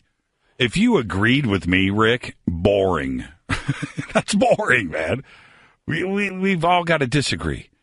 We all have to have differences of opinion, and I respect that. I respect yours. All right? Rick. Rick. Good call. Have a great, fantastic 2017, my friend. Great phone call. Let's go to another wild card. Let's go to Charles right here in Los Angeles, California. Charles, you're up next on Coast. Good morning. To answer that fellow's question that just was on briefly, they have told. I've been in gatherings with these beings a number of times. The Galactic Federation came in here in 1996, preparing us for the changes to be made, and they can get here. For example, from the planet Sirius B, they can get here in approximately 7 minutes our time. They have told us. What about Proxima B? I beg your pardon? What about Proxima B? That's even closer. That's the closest planet to Earth. Well, the reason I said Sirius B is because a friend of mine has been to about 8 or 9 planets over the years. Right. Jesus of Nazareth was from Sirius B, a very beautiful planet. And they told us about 4 years ago they can get here in about 7 minutes. Wow, 7 minutes. How do they do that? Do they cross the bulk? Are they traveling at the speed of gravity? How do they get here in 7 minutes? I think they just basically almost spiritually wish it. Right. That's interesting. Somebody else was on Coast to Coast some months ago, and that was from another planet, and they said they can get here in about 7 minutes our time, approximately. Yeah. It just depends if you're like at the speed of gravity, which is a crazy concept. But okay, so Charles, you called me. What's up? For my question, it was for David, but. Maybe you can call him sometime and give us a report later on. And he would just have to give up an approximate guess anyway. So if you want to look into your crystal ball, my question was with him, with the changes that are coming, approximately when would he even guess that we would be rid of the Federal Reserve and the IRS? That was my question. Oh, interesting. Okay. You know what? I'll ask him that personally, and I'll see what I can do by tomorrow night on the show. Okay, Fair enough? That'd be great. Yeah, I'll be listening. You got it, Charles, and have a great, safe 2017. All right, let's go to, he's been on hold for a long time. Let's go to Cornelius out east in Louisiana. Cornelius, welcome to Coast. It's Mr. Jimmy Church. This is the first time I've talked to you. I'm the God, Guns, and Gold man, the Bible, Bullets, and Beans man. I'm telling everybody to get ready. George knows me, and Tommy, the great producer, Dan Heiser, knows me. So I've been a frequent caller. I've been with Art Bell. I had a question for Mr. Wilcox, too, but I believe in reading the Bible, and these aliens, you call them, they're fallen angels, and, of course, God has his angels, and what it is, and I believe that Mr. Wilcox has some things right and he has some things wrong. but the cabal and stuff, we've defeated them partly. But in the end, the test is going to be don't take the mark of the beast, and that's going to be that implant, that chip. And I'm glad you got people on Coast to Coast that say don't take the chip, because that's how they're going to trick us. They're going to say, well, with the chip you can get your food and get all this stuff, and that, you know, once you take the chip, you're lost. You won't be able to go to heaven. And that's my main thing. And I just wish we could have talked to him. But I'm glad to talk to you, Jimmy. Like I said, this is the first time I've ever talked to you. Well, Cornelius, you've gone down the chain, right? You've hit every host. Now you're at the bottom. You're with me. No.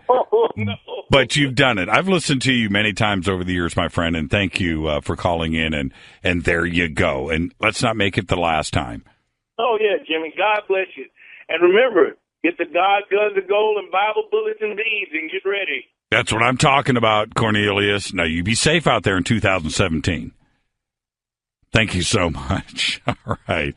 Let's go to, let's see. You know what? On hold for way, way, way too long. Lynn in Kansas City, you're up next.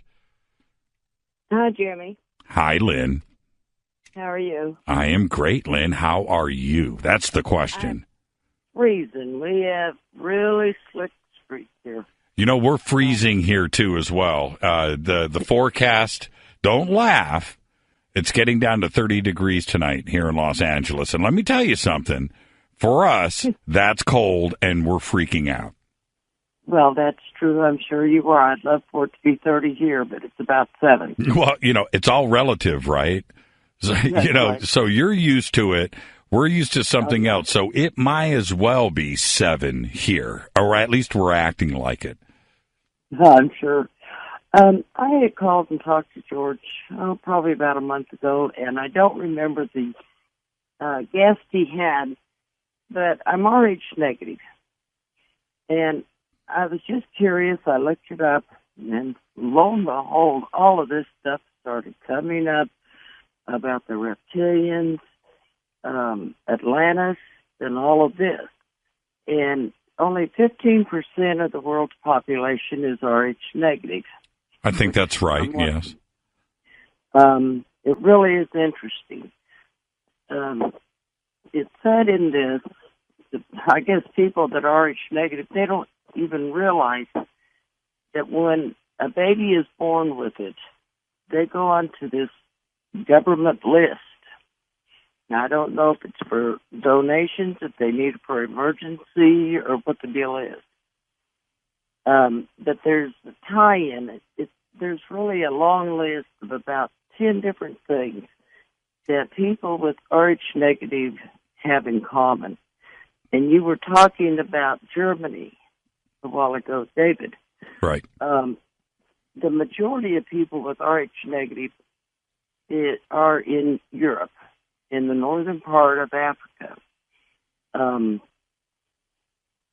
Well, I've heard the same thing. Really quick, Lynn. Before we're going to hit a break here, and I want to comment. Okay, so did you have a question to go along with that? Well, I just wondered if you all thought that there was any connection, because George and the man that he had on with him, right? They both found it very interesting. The IQ is higher. In fact, I had mine tested since then, and it was 115, which is not a genius, but it's not stupid either. Right. I'm about 101, so you got a few on me. But are you Rh negative by any me? No, I'm average Joe, no matter what. But let me say this, Lynn, and I'm not trying to be cavalier here, but what I have found, I have done over 1,000 interviews, right? 1,000. Think about that for a second. And out of all of those interviews, anytime our blood types have come up, with some very special people or gifted people or people that are out of the ordinary. That's why they're on the show, because they're talking about extraordinary circumstances, right? I would say without saying 100%, but I would say in the very high 90s, RH negative. And it's extraordinary to me. And I watch my listeners and email and Twitter and text and chat rooms when these questions come up about blood type. RH negative will start popping up, and then I'll hear the guest say, well, I'm RH. And it blows my mind. So that tells me right there that there is something going on. I don't know necessarily what it is because this is with contactees, experiencers, possibility Anunnaki bloodlines, American Indians, telepathy, near-death experiences. It's like all across the board. And I find that just amazing. And it's way beyond a numbers game here. There's something special about it. I can tell you, I'm not RH. I'm not RH, but I think my mom was because she was out of her mind. I've had a couple of dreams that have come true, really strange experiences. Right. And they said that is one of the things also that can happen. Right. It's really interesting. There's a lot of presidents that are RH negative. George Bush was. I've heard. Yes. Let me ask you, Lynn. What do you think is going on? That's what's important here. Don't worry about me. What do you think is going on? Oh, I definitely believe in UFOs. And for people here on Earth that don't believe it, that's just arrogance. Because the Bible, I'm a Christian, and the Bible said that God created heavens and the earth.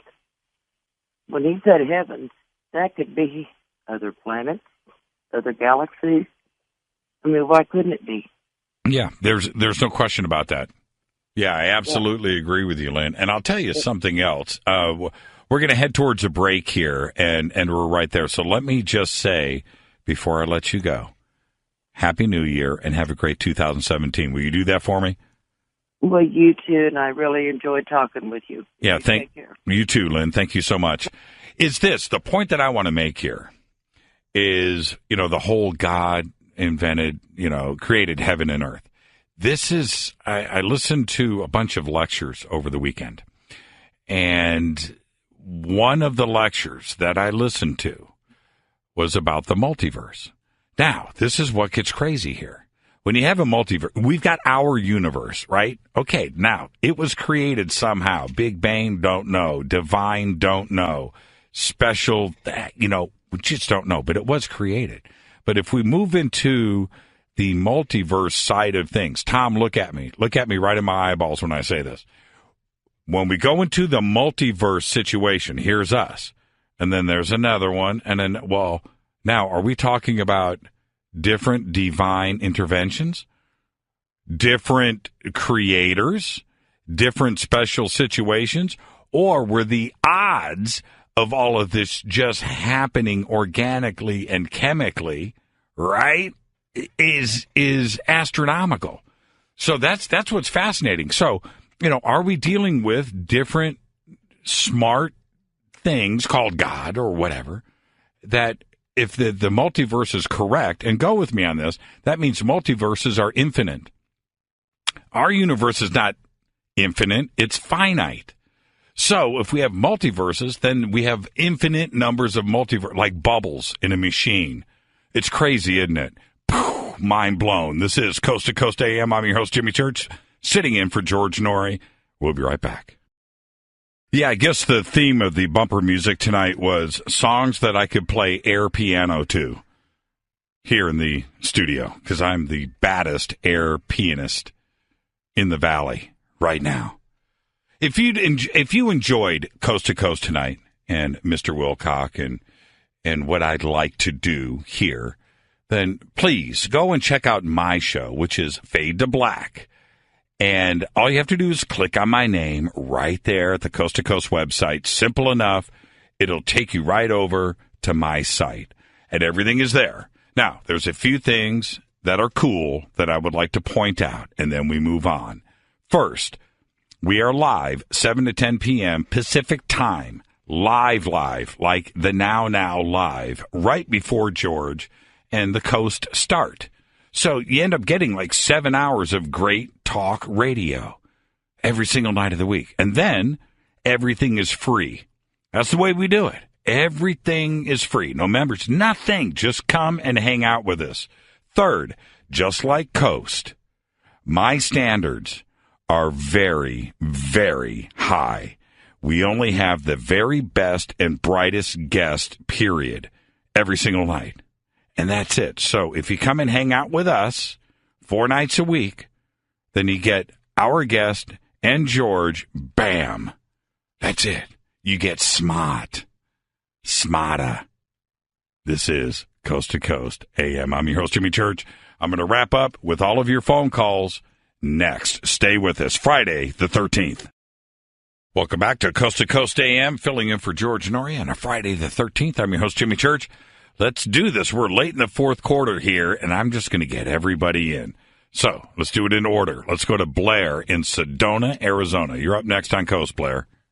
Happy New Year, Jimmy. How are you? I've been reading these Hilarion series books by Maurice Cook, a Toronto businessman who in the late 70s through early 80s wrote about 16, 17 books.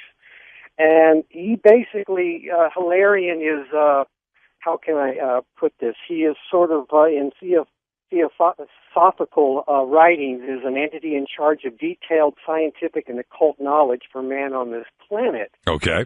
Well, he talks about the great triangle of being, physical, mental, and emotional. Okay. And he says most galactic human races focus on the mental, logical, but our human life stream, he calls it, has volunteered to take on emotions, going to hate, greed, sorrow, because we are destined to demonstrate to the galaxy a self-generating love that our free will project out to all beings.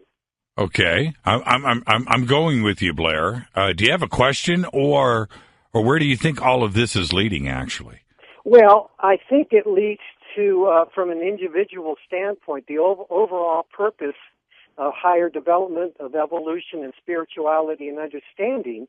But for humanity alone, it's basically a lesson that we're teaching ourselves. And that's the purpose of life on this planet as a humanity, as a group. We teach ourselves and then we project out and bathe love upon everybody else. So if we look at it from those terms, what we're going through now in, politics, economics, ecological and stuff are only birth pains. As ladies know, before you give birth, you have labor pains. Right. Well, do you, Blair, before we run out of time here, do you apply this philosophy to yourself in the way that you live in your lifestyle? Oh, for sure. Right. For a decade, I worked at a church in Dallas, Texas. I was on staff. I put microphones on Deepak Chopra, Wayne Dyer, Marianne Williamson, Eric Von Doniken, Whitley Strieber. And so I learned, it was a Unity Church of Dallas, by the way, and I learned to become my own minister, the Unity movement. We talk about that. It's all within ourselves, and we realize the superpower we have bottled up within ourselves, Jimmy. All we need to do is allow it to be released, and love is the way to do it. Yeah, no doubt about it, Blair. And with that, thank you for the message, and absolutely do this and more in 2017. Will you do that for me? Yes, sir. Yeah, thank you so much, Blair. Be safe out there, too, as well. Let's go to Allison right here in Los Angeles, California. Allison, you're up next. Hey, Jimmy, how you doing? I'm doing good, Allison. How are you? That's what's important. I'm well. Fantastic. I'm in relaxed mode, and I'm doing well. You sound like you're in relaxed mode, but let's move on from that, Allison. Yes. So what's on your mind? I want to ask you, I'm sure you and David and other friends, maybe at the party you had, discussed Donald Trump, and I want to ask you, what do you all feel the role that he's playing is, and how does he factor in? Well, it has been discussed, yes, and at this table of intellectuals over at the House, nobody is discussed more than the Donald, and in a good way too. I don't want to say anything negative. Now, putting politics aside, Allison, check this out. I think that this is in general terms, what us in the I want to say this right, in the UFO circles and the conspiracy circles and these friend circles that we're in, is this. Donald or any sitting elected president, when you go in and you start to get fed the real information, right, no matter what it is, but obviously the subject of ETs and alien contact and Area 51, all of this stuff is going to get presented to you. And so it is of our opinion that Donald being exposed to this material is not the kind of guy that would keep it quiet or keep anything quiet. Because if you tell him no, right, you can't speak about this to the American people, he's the kind of guy that's going to go, you're saying no to the wrong guy, right? I'm out of here, man. I'm going to go tweet this right now. Real Donald Trump, boom, aliens are here, right? And so I think he's too much of a rebel to keep certain things inside. So if somebody's going to speak about it, I think we may have an ally here. So that's I know it's a kind of the opposite way to look at things, but it kind of makes sense, doesn't it? Mhm. Yeah. I'm kind of with you. I think he's a very interesting joker, kind of wild card kind of guy. So do you feel that he's in that actually another faction has taken over, like David is saying? Do you feel Trump represents yet another faction than, let's say, the Bush, Clinton? Right. Again, in general terms, yes. Right? In general terms, not speaking about Trump directly, okay, just anybody, you are going to find out who is really the boss. That you're going to go into the Oval Office, you're going to sit down and that phone's going to ring, you're going to pick it up, and you're going to find out, you thought you were the leader of the free world, but you're going to find out very quickly that you are not. Now, the question